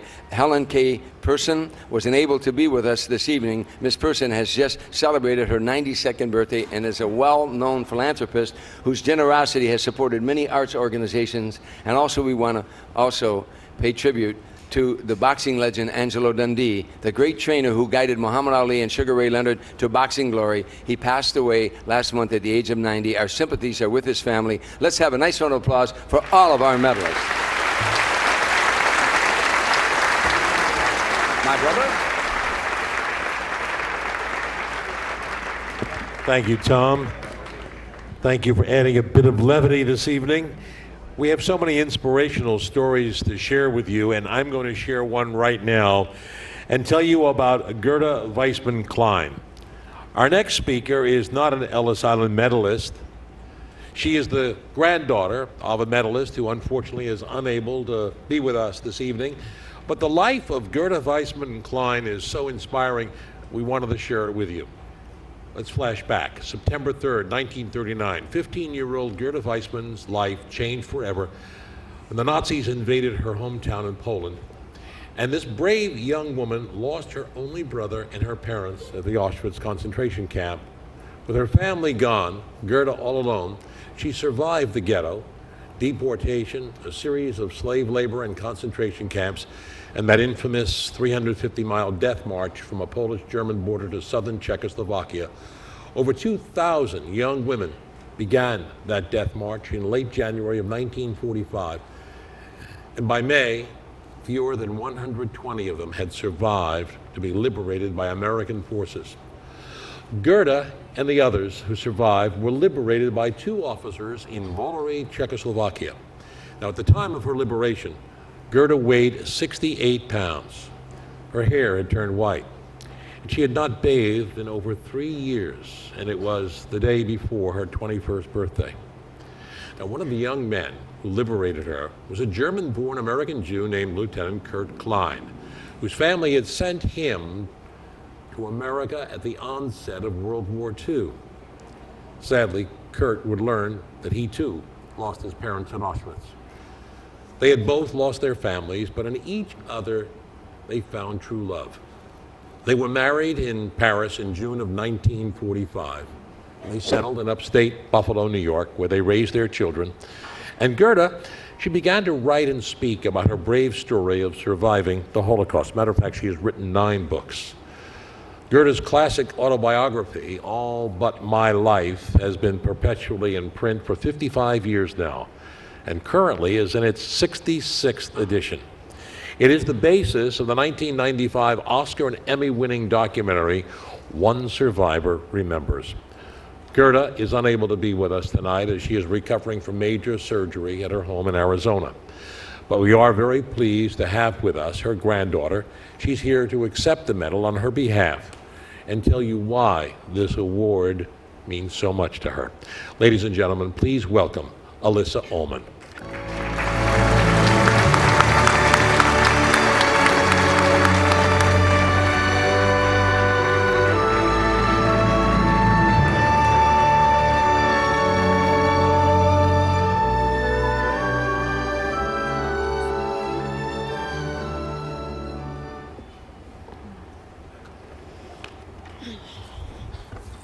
Good evening. It is my great honor to be here with all of you. First and foremost, I want to relay my heartfelt congratulations to all the recipients for receiving this prestigious award. I would also like to acknowledge two very other special important groups. To all members of the military, thank you for your service and for fighting to protect our freedom. And to all mothers, happy Mother's Day weekend. I am especially happy that my mother, Gerda's daughter, is with us this evening. As mentioned by Mr. Scott, my grandmother is convalescing in Arizona after major heart surgery last week. She truly wishes she could be here with all of us to celebrate. I can assure you this place is much more inspiring than her rehab clinic. Just this past Monday, May 7th, marked the 67th anniversary of my grandmother's liberation by my grandfather, Kurt Klein, a U.S. Army intelligence officer. The following day, she turned 21 years old. After losing every family member and every friend in the Holocaust, my grandmother came to the United States as the wife of an American. She knew no one but my grandfather. They settled in Buffalo, New York, and she began to share her inspirational story of survival. For over 6 decades, she has traveled the world to address audiences comprised of all age, race, and ethnicity. Her constant fight to promote tolerance and encourage service to the community has inspired millions around the world. She has received countless awards, but this award is among her most prized honors, and please permit me to explain why. First of all, my late grandfather, her husband, immigrated here through Ellis Island. Secondly, in 1948, she became an American citizen. She treasures and cherishes her American citizenship with every ounce of her being. In her words, she loves this country with a love that only someone who has been hungry and homeless as long as she has been can understand. The United States is where death turned into life as her children, grandchildren, and now great-grandchildren were all born. Opportunities are endless, and millions like her have come from around the globe to fulfill their American dream. A few years ago, I was at a crossroads in my career, and as I often do, I turned to my grandmother for advice and guidance. This is when she asked me to help her fulfill her sacred obligation and dream.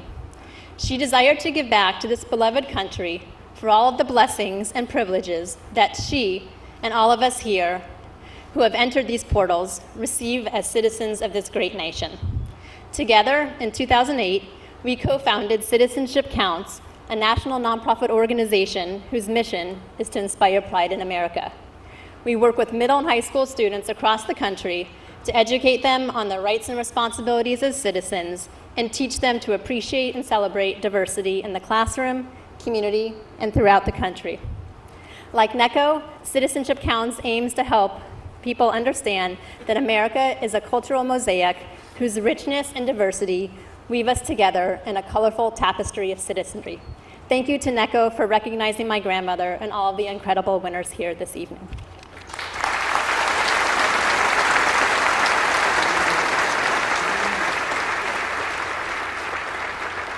Thank you, Alyssa.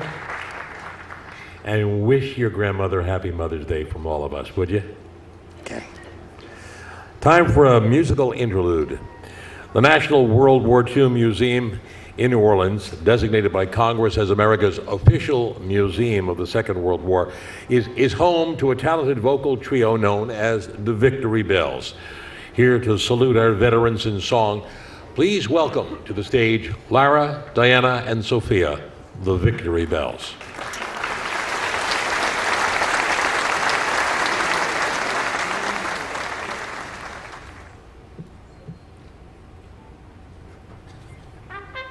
Tonight, we proudly salute the 5 branches of our United States Armed Forces. Please stand or cheer when we sing your service song. The United States Army. In World War I, 4,057,101 soldiers served valiantly on the field of battle. To all the men and women of the Army throughout our history, our salute. First to fight for the right and to build the nation's might, and the Army goes rolling along.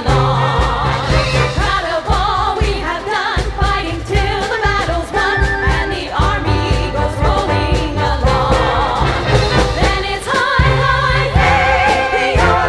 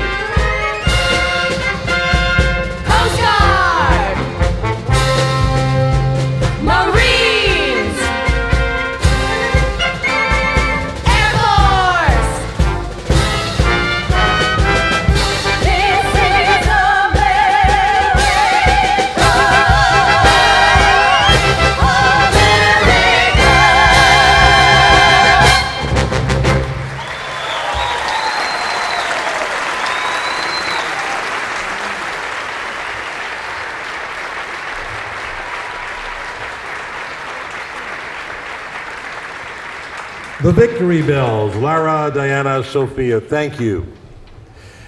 Now it's my pleasure to proceed with the second set of medalists tonight to come forward. Please step forward as I call your names. James H. McGuire. James H. McGuire spent 16 years as president of NJK Holding, providing leadership and oversight to a large range of companies. As his alma mater, the University of Notre Dame, he has supported the Center for Social Concern, as well as provided scholarships for underprivileged students. James McGuire. Gordon Nick Mueller is president and CEO of the National World War II Museum Foundation. Before his second career at the museum, he was a professor at the University of New Orleans, where he founded the university's Metropolitan College.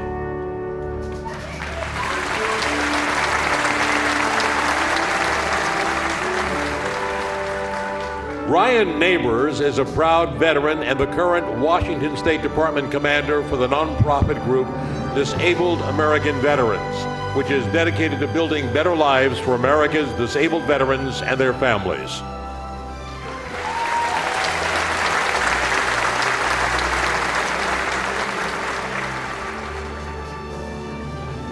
Johannes Nersessian. Dr. Nersessian is an internationally recognized orthopedic surgeon who has kept close ties with his native Armenia since his immigration to the U.S. in 1972. He works closely with the Fund for Armenian Relief, and he is a founding member of the Armenian National Science and Education Fund. Dr. Johannes Nersessian.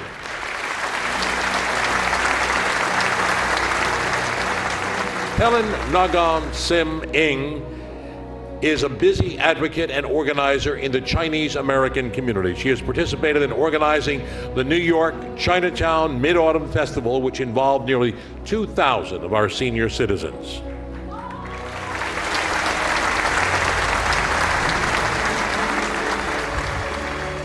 Edith Padilla Serrano is the president and founder of the New York League of Puerto Rican Women Incorporated, which provides advocacy and educational funding to Puerto Rican women.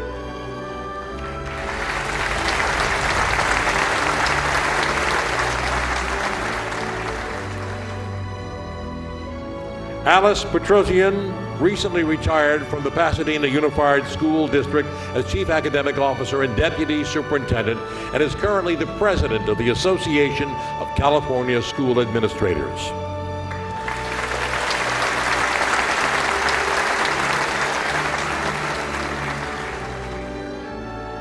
John A. Pica is a very proud man, proud of his Italian heritage, and has co-founded the Northern Ohio Italian American Foundation, which supports Italian parishes and various cultural and educational institutions in the Ohio area.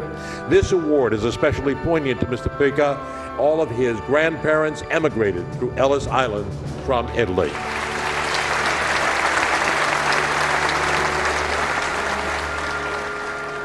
Dominic Pugliani has had a long career in the automobile industry, and he serves on the board of the National Italian American Sports Hall of Fame in Chicago, as well as other charitable organizations.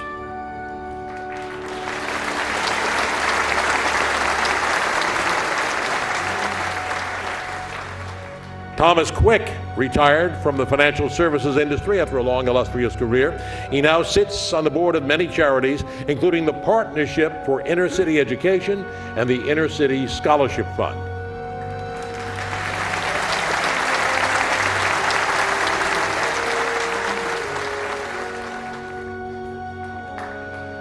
Robert Trent Jones Jr. is a renowned master of golf courses, design, and in a 40-plus year career, he has designed more than 270 courses in over 40 countries on 6 continents. 4. He volunteers and supports many charities, particularly those in the areas of ecology and conservation.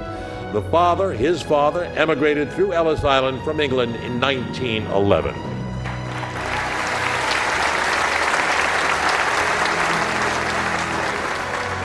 Edward Rapa enjoyed a long career in securities and investments. He is the current president of the Board of Trustees for the Boys Club of New York, an organization in which he is also an alumnus.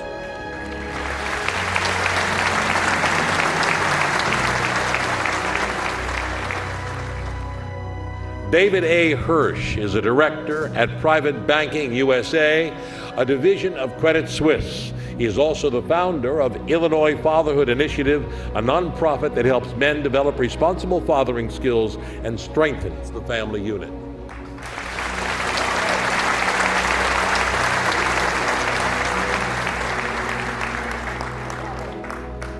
Gushan Saab is a native of Lebanon and is a board member and the former chairman of the American Druze Foundation. He sits on many boards that support Lebanese American culture and is a well-known philanthropist who focuses on education and Arab American issues.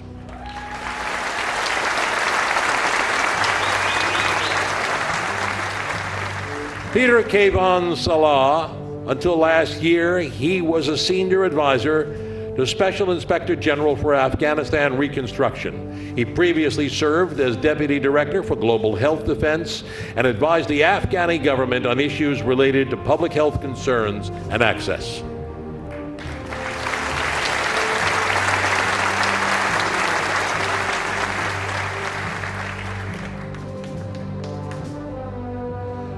Teresa Santman is the founder and director of 2 Long Island nursing homes and is a major donor to the Winthrop University Hospital Lou Gehrig's Disease Research Program. She is active in her local community, serving as president of the Babylon Village Chamber of Commerce.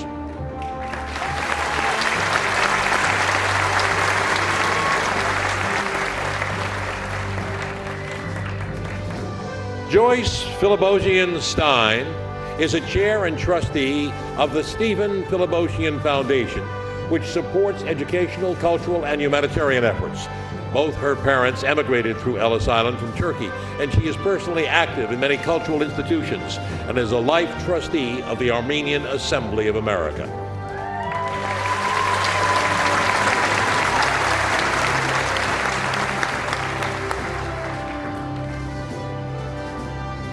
Joan Silber, PhD, has dedicated much of her life to benefit the underserved, promoting education, religious tolerance, and peaceful expression. She was appointed by the President to the U.S. Commission for the Preservation of American Heritage Abroad.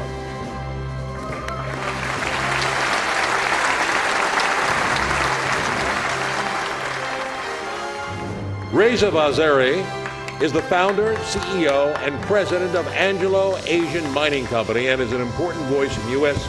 and Caucasus region relations. He is a significant contributor to many humanitarian causes affecting children and youth, particularly educational and medical issues.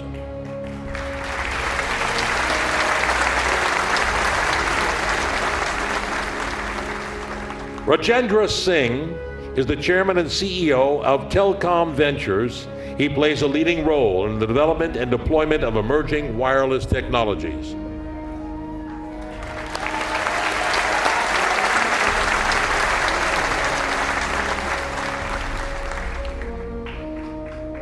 Dr. Jose Wiley is a cardiologist with a great heart. He has worked among the Native American population in the Northwest, as well as completed 2 tours of duty during Operation Enduring Freedom.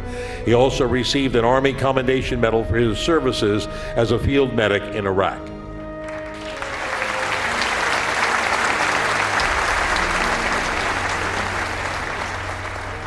Peter Shelley is a retired Master of Medical from General Electric, who emigrated to the U.S. as a teen during World War II. His research and innovation were integral to the X-ray and internal diagnostics technology that today saves many lives.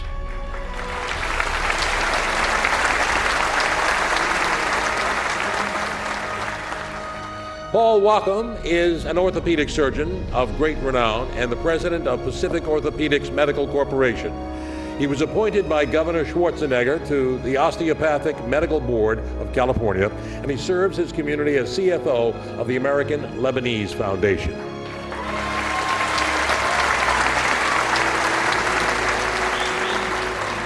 Carolyn Wu. Dr. Carolyn Wu is the CEO and president of Catholic Relief Services, which serves more than 130 million people in over 100 countries. She was born and raised in Hong Kong and is active in Chinese-American relations and economic affairs.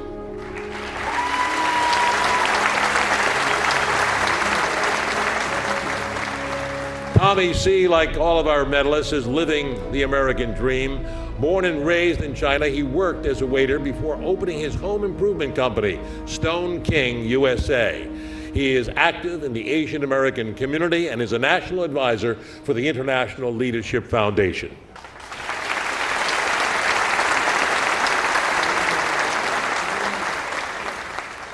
Leonard Mazer is the Chief Operating Officer of Triax Pharmaceuticals. He's very proud of his Ukrainian heritage, and he is active in various Ukrainian American organizations.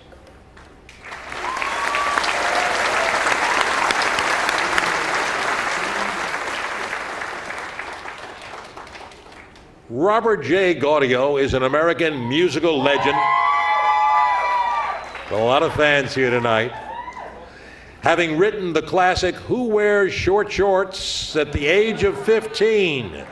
Well, that was the first musical, many musical accomplishments having been written or co-written. Such classics also, which you'll all remember, I'm sure. Oh, Sherry, Can't Take My Eyes Off of You, and Ragdoll. Ah, yes, we all remember them. As an original member of the Four Seasons, he was instrumental in the mounting of the Broadway smash, you've all seen it, Jersey Boys.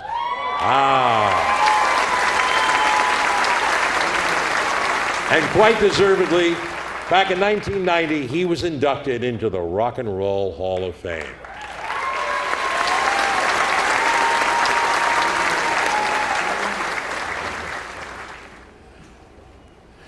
Vito Schaefer is the founder and CEO of Travel Store, the largest independent travel management company in California, and he is active on the advisory boards of the Four Seasons, the Ritz-Carlton, and Oriental hotels.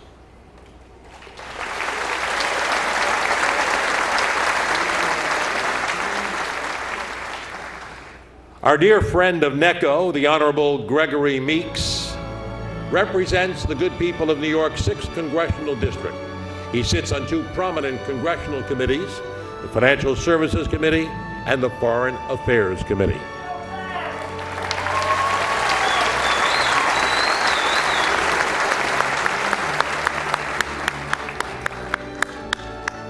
Carol M. Baldwin is both a survivor and a crusader.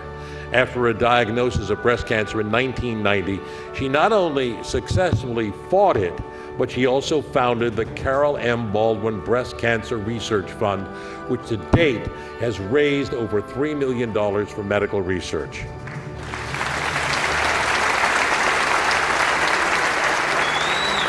That's quite an accomplishment. But there's another accomplishment you'll all be familiar with. She is the matriarch of those famous Baldwin boys. You know, Alex, Stephen, Billy, and Daniel. They call her Mom. Happy Mother's Day. Carol Baldwin, recipient of the Ellis Island Medal of Honor. Stephen was here last night and said her greatest honor, she goes around and boasting, you know, the boys got all their talent from me.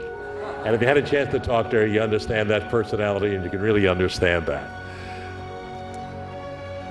First Deputy Commissioner Rafael Pinero, he began his career with the NYPD in 1970. In 1995, he founded the National Law Enforcement Explorer Academy for Teens, which teaches leadership and team development skills.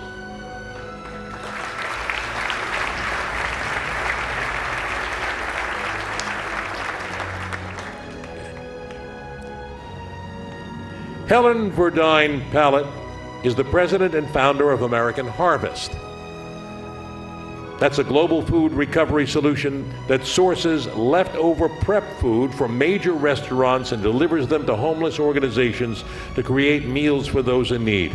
Now that original idea has spread, and there are now over 1,000 American Harvest groups throughout the United States.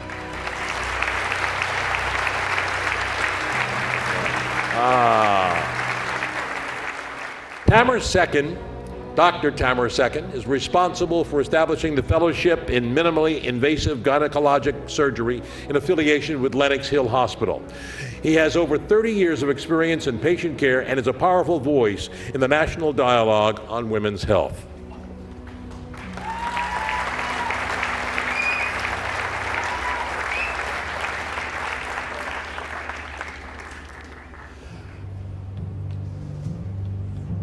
Michael Bennett has spent his entire 40-year career on the air in Westchester and Hudson County.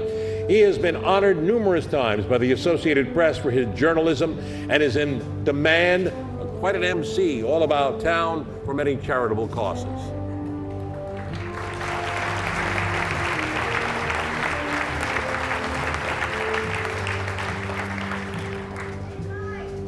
Our next medalist returns to Ellis Island tonight to receive the Ellis Island Medal.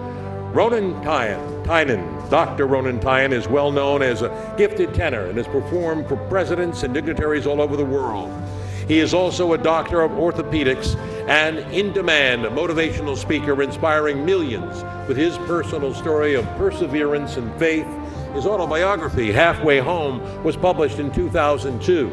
And who will ever forget his powerful rendition of Isle of Tears? Ronan Tynan.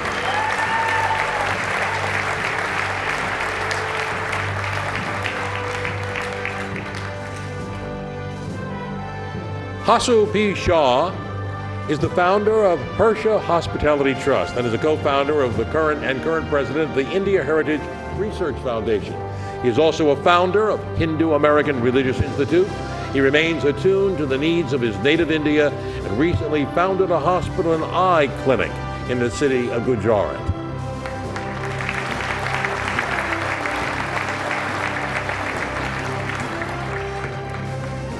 Dr. John P. Thomas was born to missionary parents who instilled in him a strong faith and sense of social responsibility.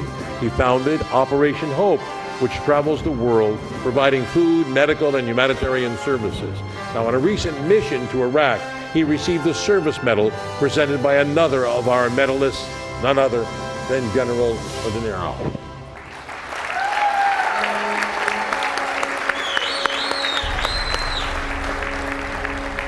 Ronald E. Spears is a senior executive vice president, executive operations at AT&T Incorporated. He's a graduate of the U.S. Military Academy at West Point and is proud of his 8 years of service to our country. He holds a master's degree in public service from Western Kentucky University, and he supports many charitable, educational, and healthcare organizations.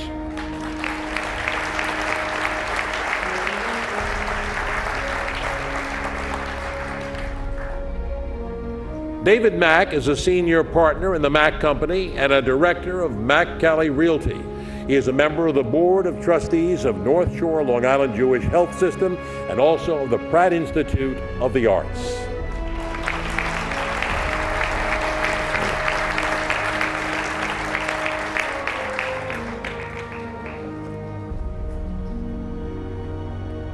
It's a pleasure to bring back to the podium in a different realm now the superintendent of the Ellis Island National Park, David Lusinger. He's the superintendent of the National Monument and Ellis Island Immigration Museum.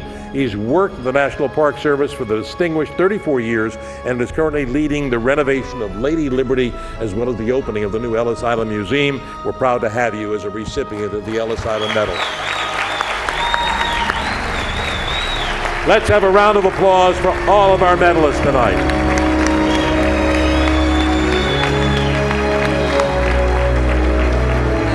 Thank you, Marvin. Great job, Marvin Scott. We still have just 4 more medalists to introduce you before we retire the colors. Okay, our next speaker, if you know what's across the water, is New Jersey. This is the original Jersey boy, Frankie Valli.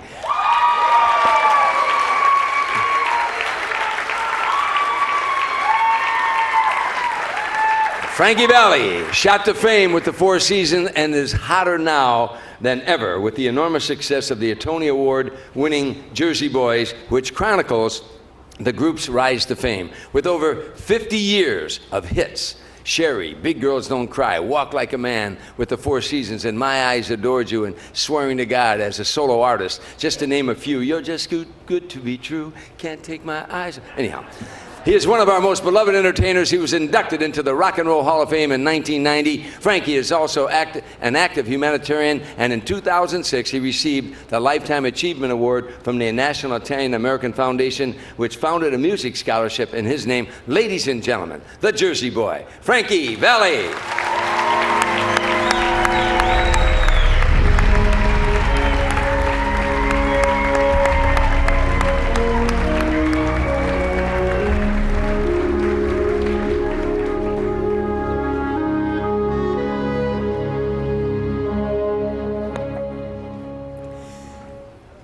I humbly accept this award and have all the good reasons, because I look at my life as someone who worked very hard to accomplish a success. It was about 55 years ago that I met up with a songwriter whose name was Bob Godia.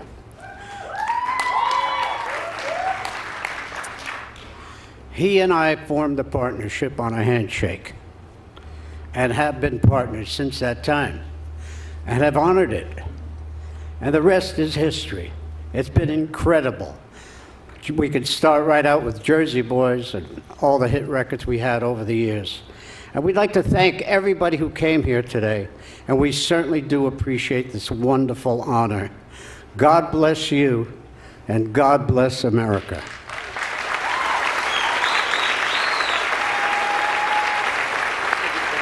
Great job, ladies. Great job. Great job. It pleases me so to see him up here, because he also, every charity I've ever been involved in that I'd call him or Ray Mancini or any of my friends, they never say no. They never say no. They've come to every function that I've had in Chicago for multiple sclerosis and helped me run 26 miles and raise a lot of money. So it fills my heart with joy to see these guys up here, because they so deserve it. Our next is Bida Darvabari. Bida Darvabari embodies the spirit of humanist philanthropy. She has a passion for sharing her beloved Iranian culture with the world. And in 2010, she founded and serves as executive director of Pars Equity Center, which assists and supports the acclimation of people of Persian origin in the United States. In 2008, she created an endowment at Stanford University for furthering Persian letters, and her unique Zen Foundation allows her to expand her focus and work closely with those who share her passions, such as Afghan Learning Institute and Creating Hope International, all accomplished at such a young age. Ladies and gentlemen, Bida Darvabari.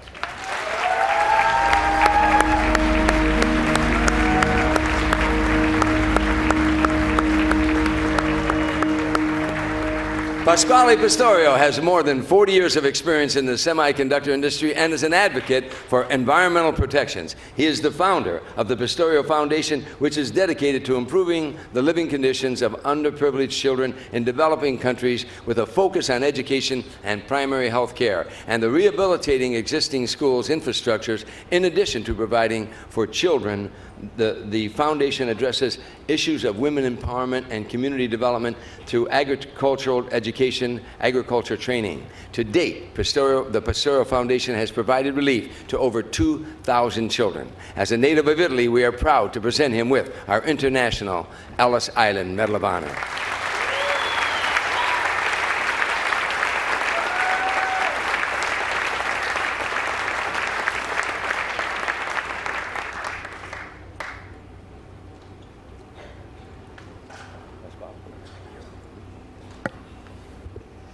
Of course, I'm very privileged and very honored to be here this evening in receiving this prestigious award.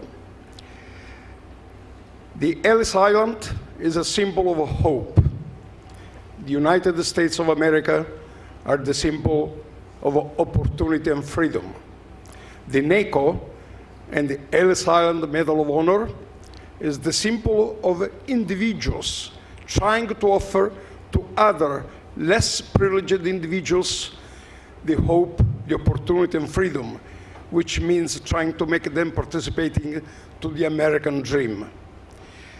We live in a world that has made fantastic achievements in technology, economy, development in the last 50, 60 years. But still, there are hundreds of millions of people living in poverty, and there are 20 million individuals dying every year of starvation or disease associated with starvation. Well, I think that the contribution of every individual towards a better world is needed. And the people inside this room represent many of those that in the world give whatever they can to help others.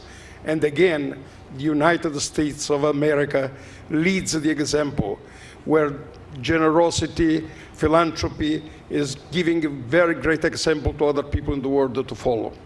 God bless all of you, and God bless the United States of America. Molto bene, Pasquale. Molto bene. Our next medalist has grown from an adorable child star into one of America's most beloved actresses. From her first Ivory Snow commercial through her many movie roles, her hit TV series, and her starring roles on Broadway, Brooke Shields has conquered them all. As a new mother, she faced her own difficulties with postpartum depression and turned that experience into a book which opened a national dialogue on this serious, often misunderstood problem. She has long been a strong advocate for children's rights and literacy, supporting the Healthy Child, Healthy World organization and the Listen campaign, an annual global multimedia effort benefiting disadvantaged children, as well as the St. Francis Food Pantries. In addition to her busy career and her charitable activities, she's also the mother of two beautiful little girls. Ladies and gentlemen, Brooke Shields.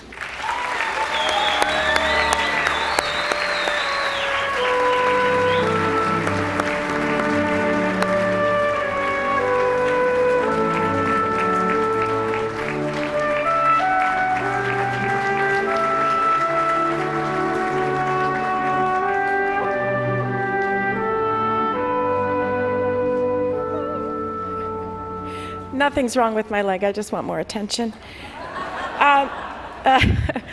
Wow, I truly do pale in comparison to the extraordinary and exemplary men and women that have preceded me tonight, and it is hard to feel worthy of this night's honor. I want to thank Ellis Island and the National Ethnic Coalition of Organizations.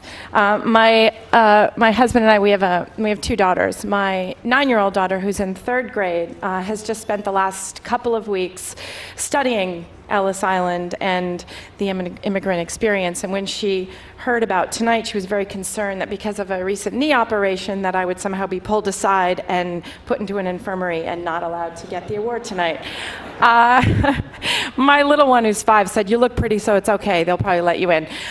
So they were both learning about what the immigrant experience is. And you know, I feel, and I really, I was born and raised in Manhattan 46 years ago, even though I'm only 28. And I feel that when you get this award, an award like this, it's really not for me. It's truly for my grandparents and for their parents and for all of the hardship that they endured, because those hardships are what provided me with the opportunities that led me just to be able to stand here tonight. So I'm very lucky to be the recipient, but I'm also lucky to be the recipient of an amazing family from Germany, from Italy, from Ireland. And I'm very aware that part of the American dream has always been that one generation would do better than the last, and that you would, prosper off the hard work of those and the sacrifices of those in the last generation. And I just hope that I can keep that spirit alive and do the same for my kids. So thank you very much for this. I am proud to be from here, and I'm proud to be amongst such distinguished honorees. So thank you very much.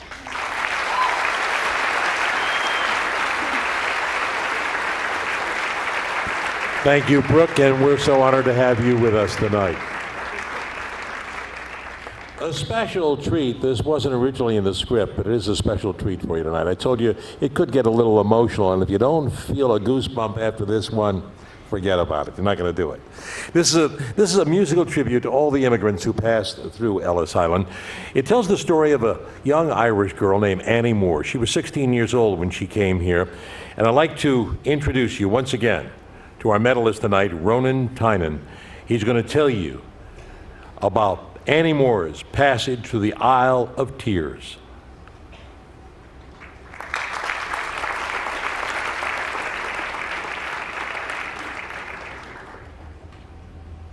On the first day of January 1892, they opened Ellis Island and they let the people through.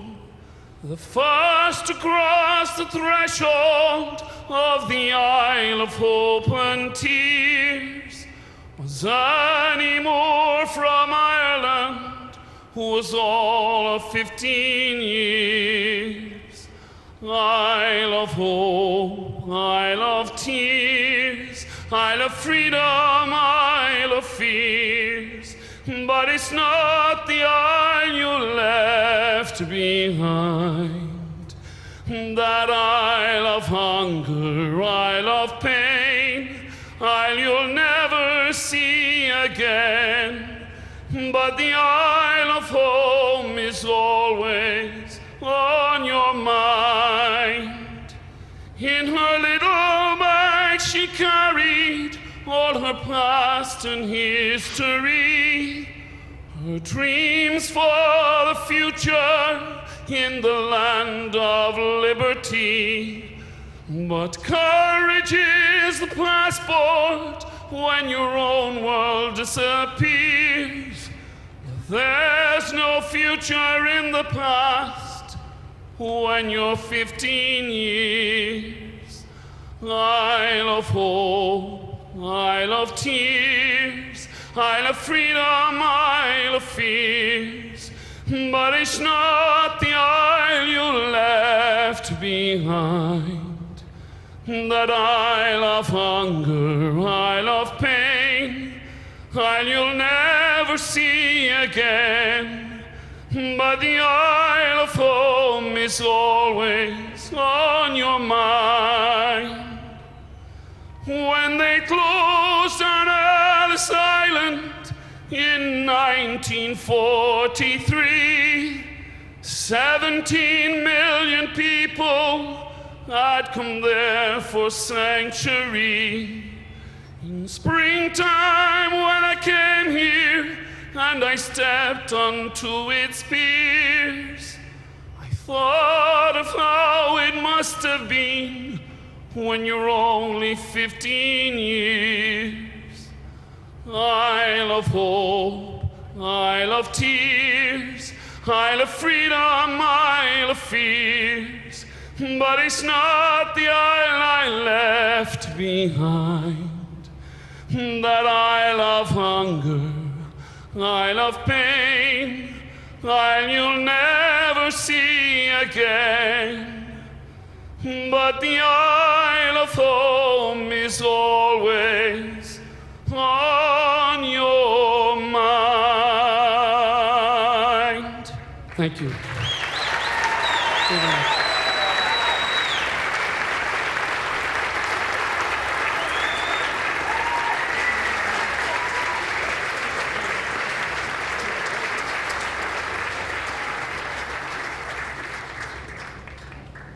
That was absolutely spectacular. Thank you so much. As we begin to wind down tonight's ceremony, we have another treat for you.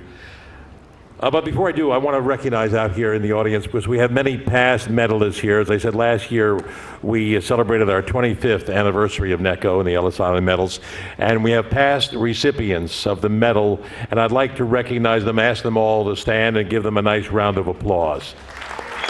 So glad you could be with us tonight.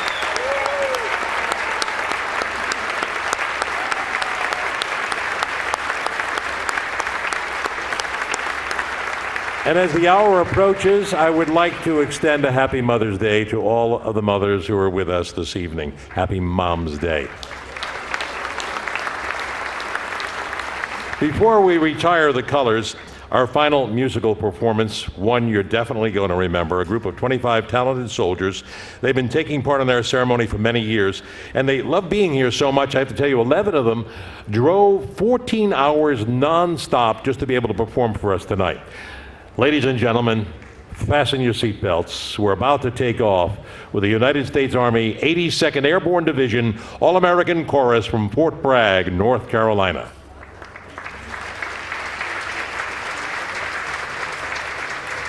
Go, up here, down, forward, march. Your left, right, your left, right, left, your left, right, your left, right, left, your left, your left, your left, right, left, your left, your left, your left, right, left, your left, your left, right, left, your left, your left, right, left, your left. Mark time, march! Chorus, halt! Book braid, rest! 10 minutes. Ladies and gentlemen, what you are now about to witness are some of the actions and commands given inside a C-130 or a C-17 high-performance aircraft just moments before your 82nd Airborne Division jumps into the darkness of the night. Track equipment!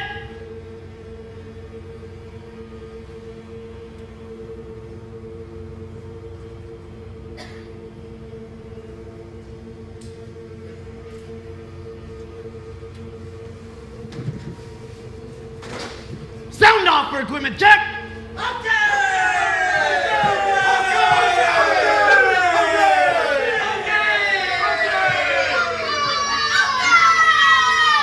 All okay, jump master! 1 minute.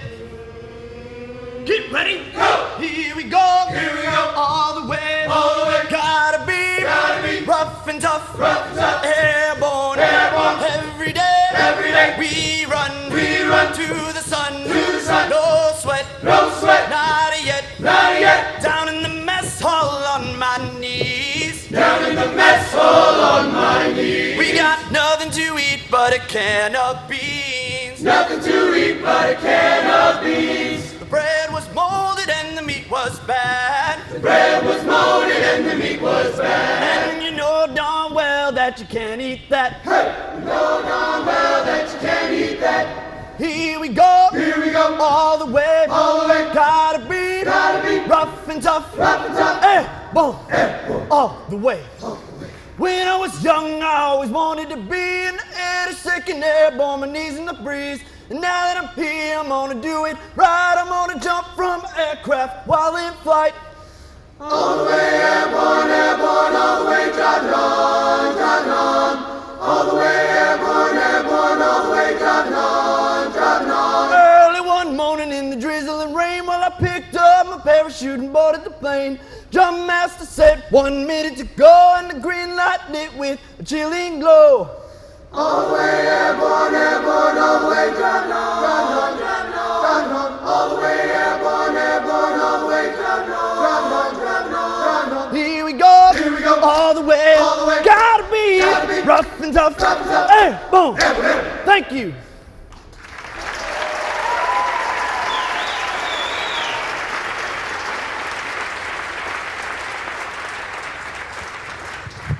Good evening, ladies and gentlemen. How's everybody doing tonight? Well, ladies and gentlemen, we are your 82nd Airborne Division's All-American Chorus, and we hail out of the great Fort Bragg, North Carolina, which is home of the Airborne. And the 82nd Airborne Division is America's Guard of Honor.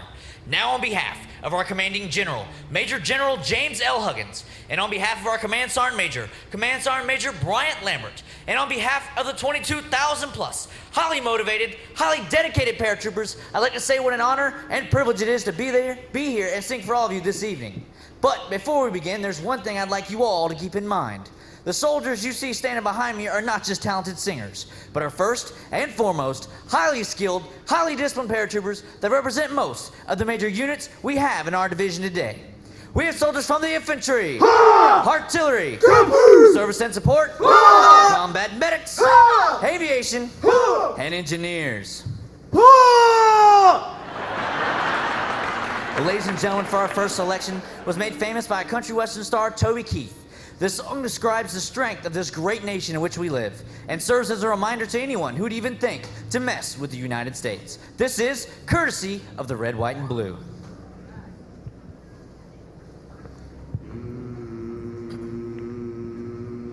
And American girls and American guys, they'll always stand up and salute. They'll always recognize when we see old glory flying. There's a lot of men dead, so we can sleep in peace at night when we lay down our head. My daddy served in the army, where he lost his right eye. Then he flew a flag out in our yard till the day that he died. He wanted my mother, my brother, my sister and me to grow up and live happy in the land of the free. Now this nation that I love has fallen under attack. A mighty sucker punch came flying in from somewhere in the back. So as we could see it clearly through our big black eye, when we lit up your world like the 4th of July. Hey, and Uncle Sam put your name at the top of his list, and the Statue of Liberty started shaking her fist, and eagle will fly, and it's gonna be hell when you hear Mother Freedom start ringing her bell, and it'll feel like the whole wide world is raining down on you. Oh, brought to you courtesy of my red, white, and blue.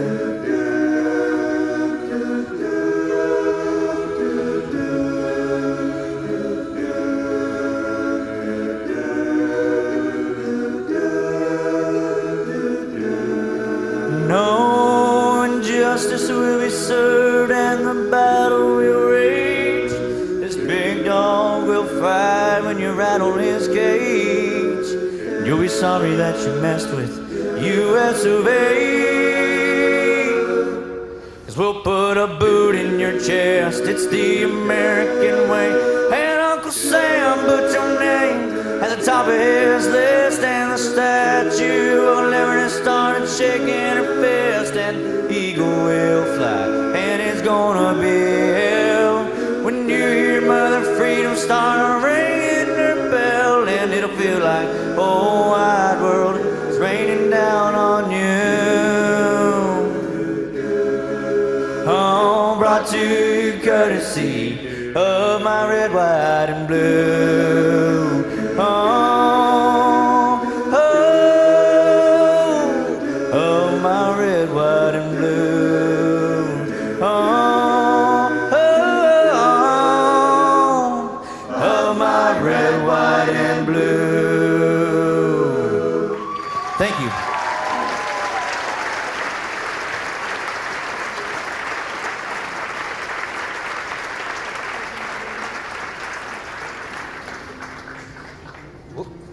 Ladies and gentlemen, on behalf of the 82nd Airborne Division, and especially your 82nd Airborne Division's All-American Chorus, I'd like to say what an honor and privilege it has been to be here and perform for all of you this evening.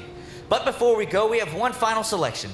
We'd like to sing a song made famous by country western star Lee Greenwood. We'd also like to dedicate this song to all of our fellow servicemen and women serving overseas today and for many days to come. This is God Bless the USA. Thank you and enjoy the rest of your evening.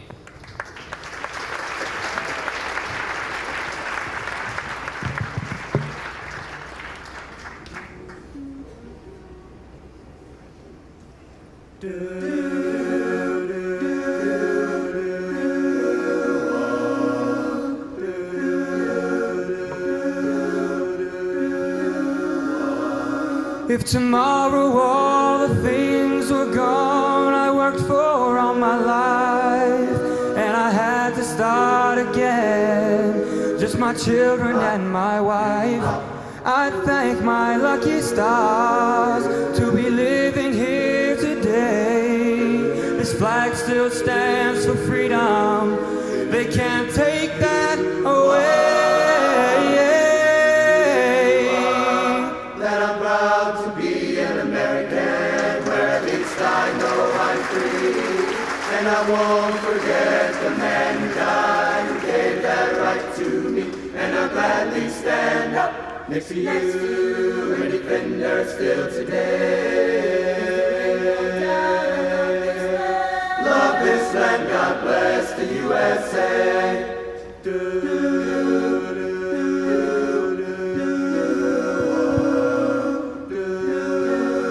How's everybody doing? From the lakes of Minnesota to the hills of Tennessee, across the plains of Texas, from sea to shining sea, from Detroit down to Houston, from New York to LA. There's pride in every American heart, and it's time we stand and say that I'm proud to be an American, where at least I know I'm free. And I won't forget the man who died, who gave that right to me. And I'll gladly stand up next to you when you think. Ladies and gentlemen, your 82nd Airborne Division's All-American Chorus. Love this land, God bless the USA. God bless the USA. Airborne!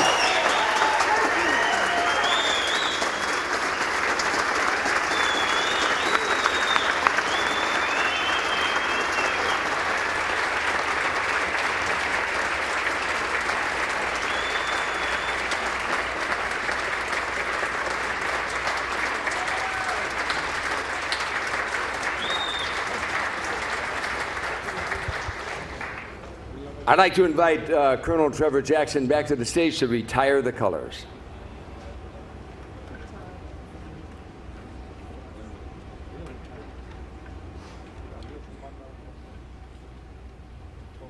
Commanders, bring your units to attention. Units, post.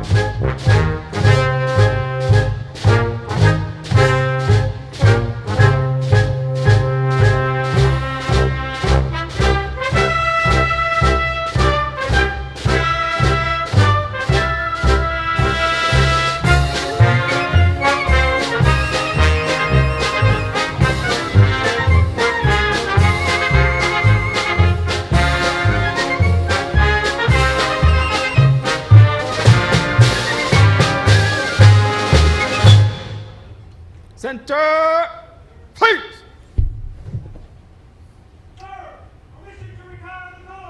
Permission granted. Retire the colors.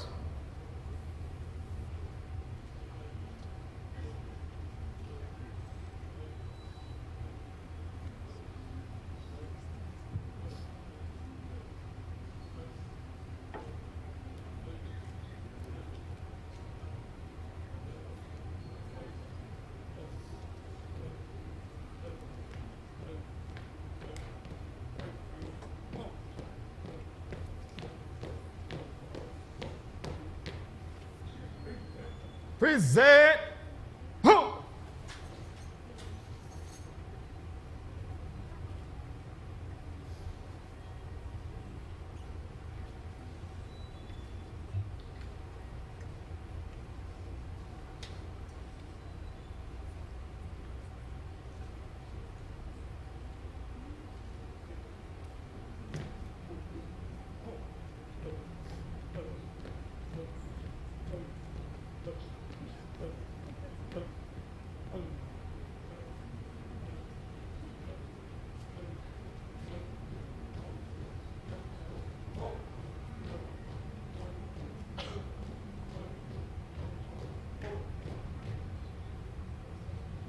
Order. Huh.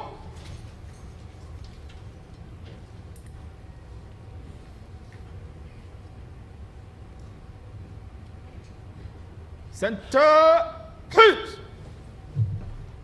Forward. Huh.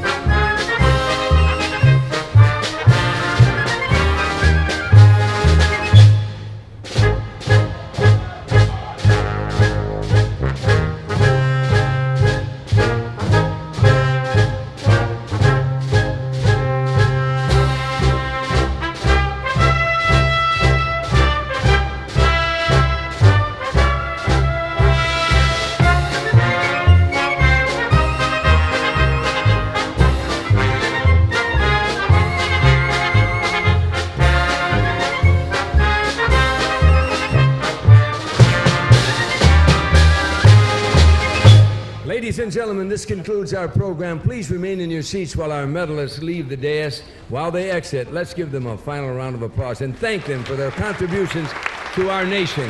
Good night, everybody. God bless you, and God bless America.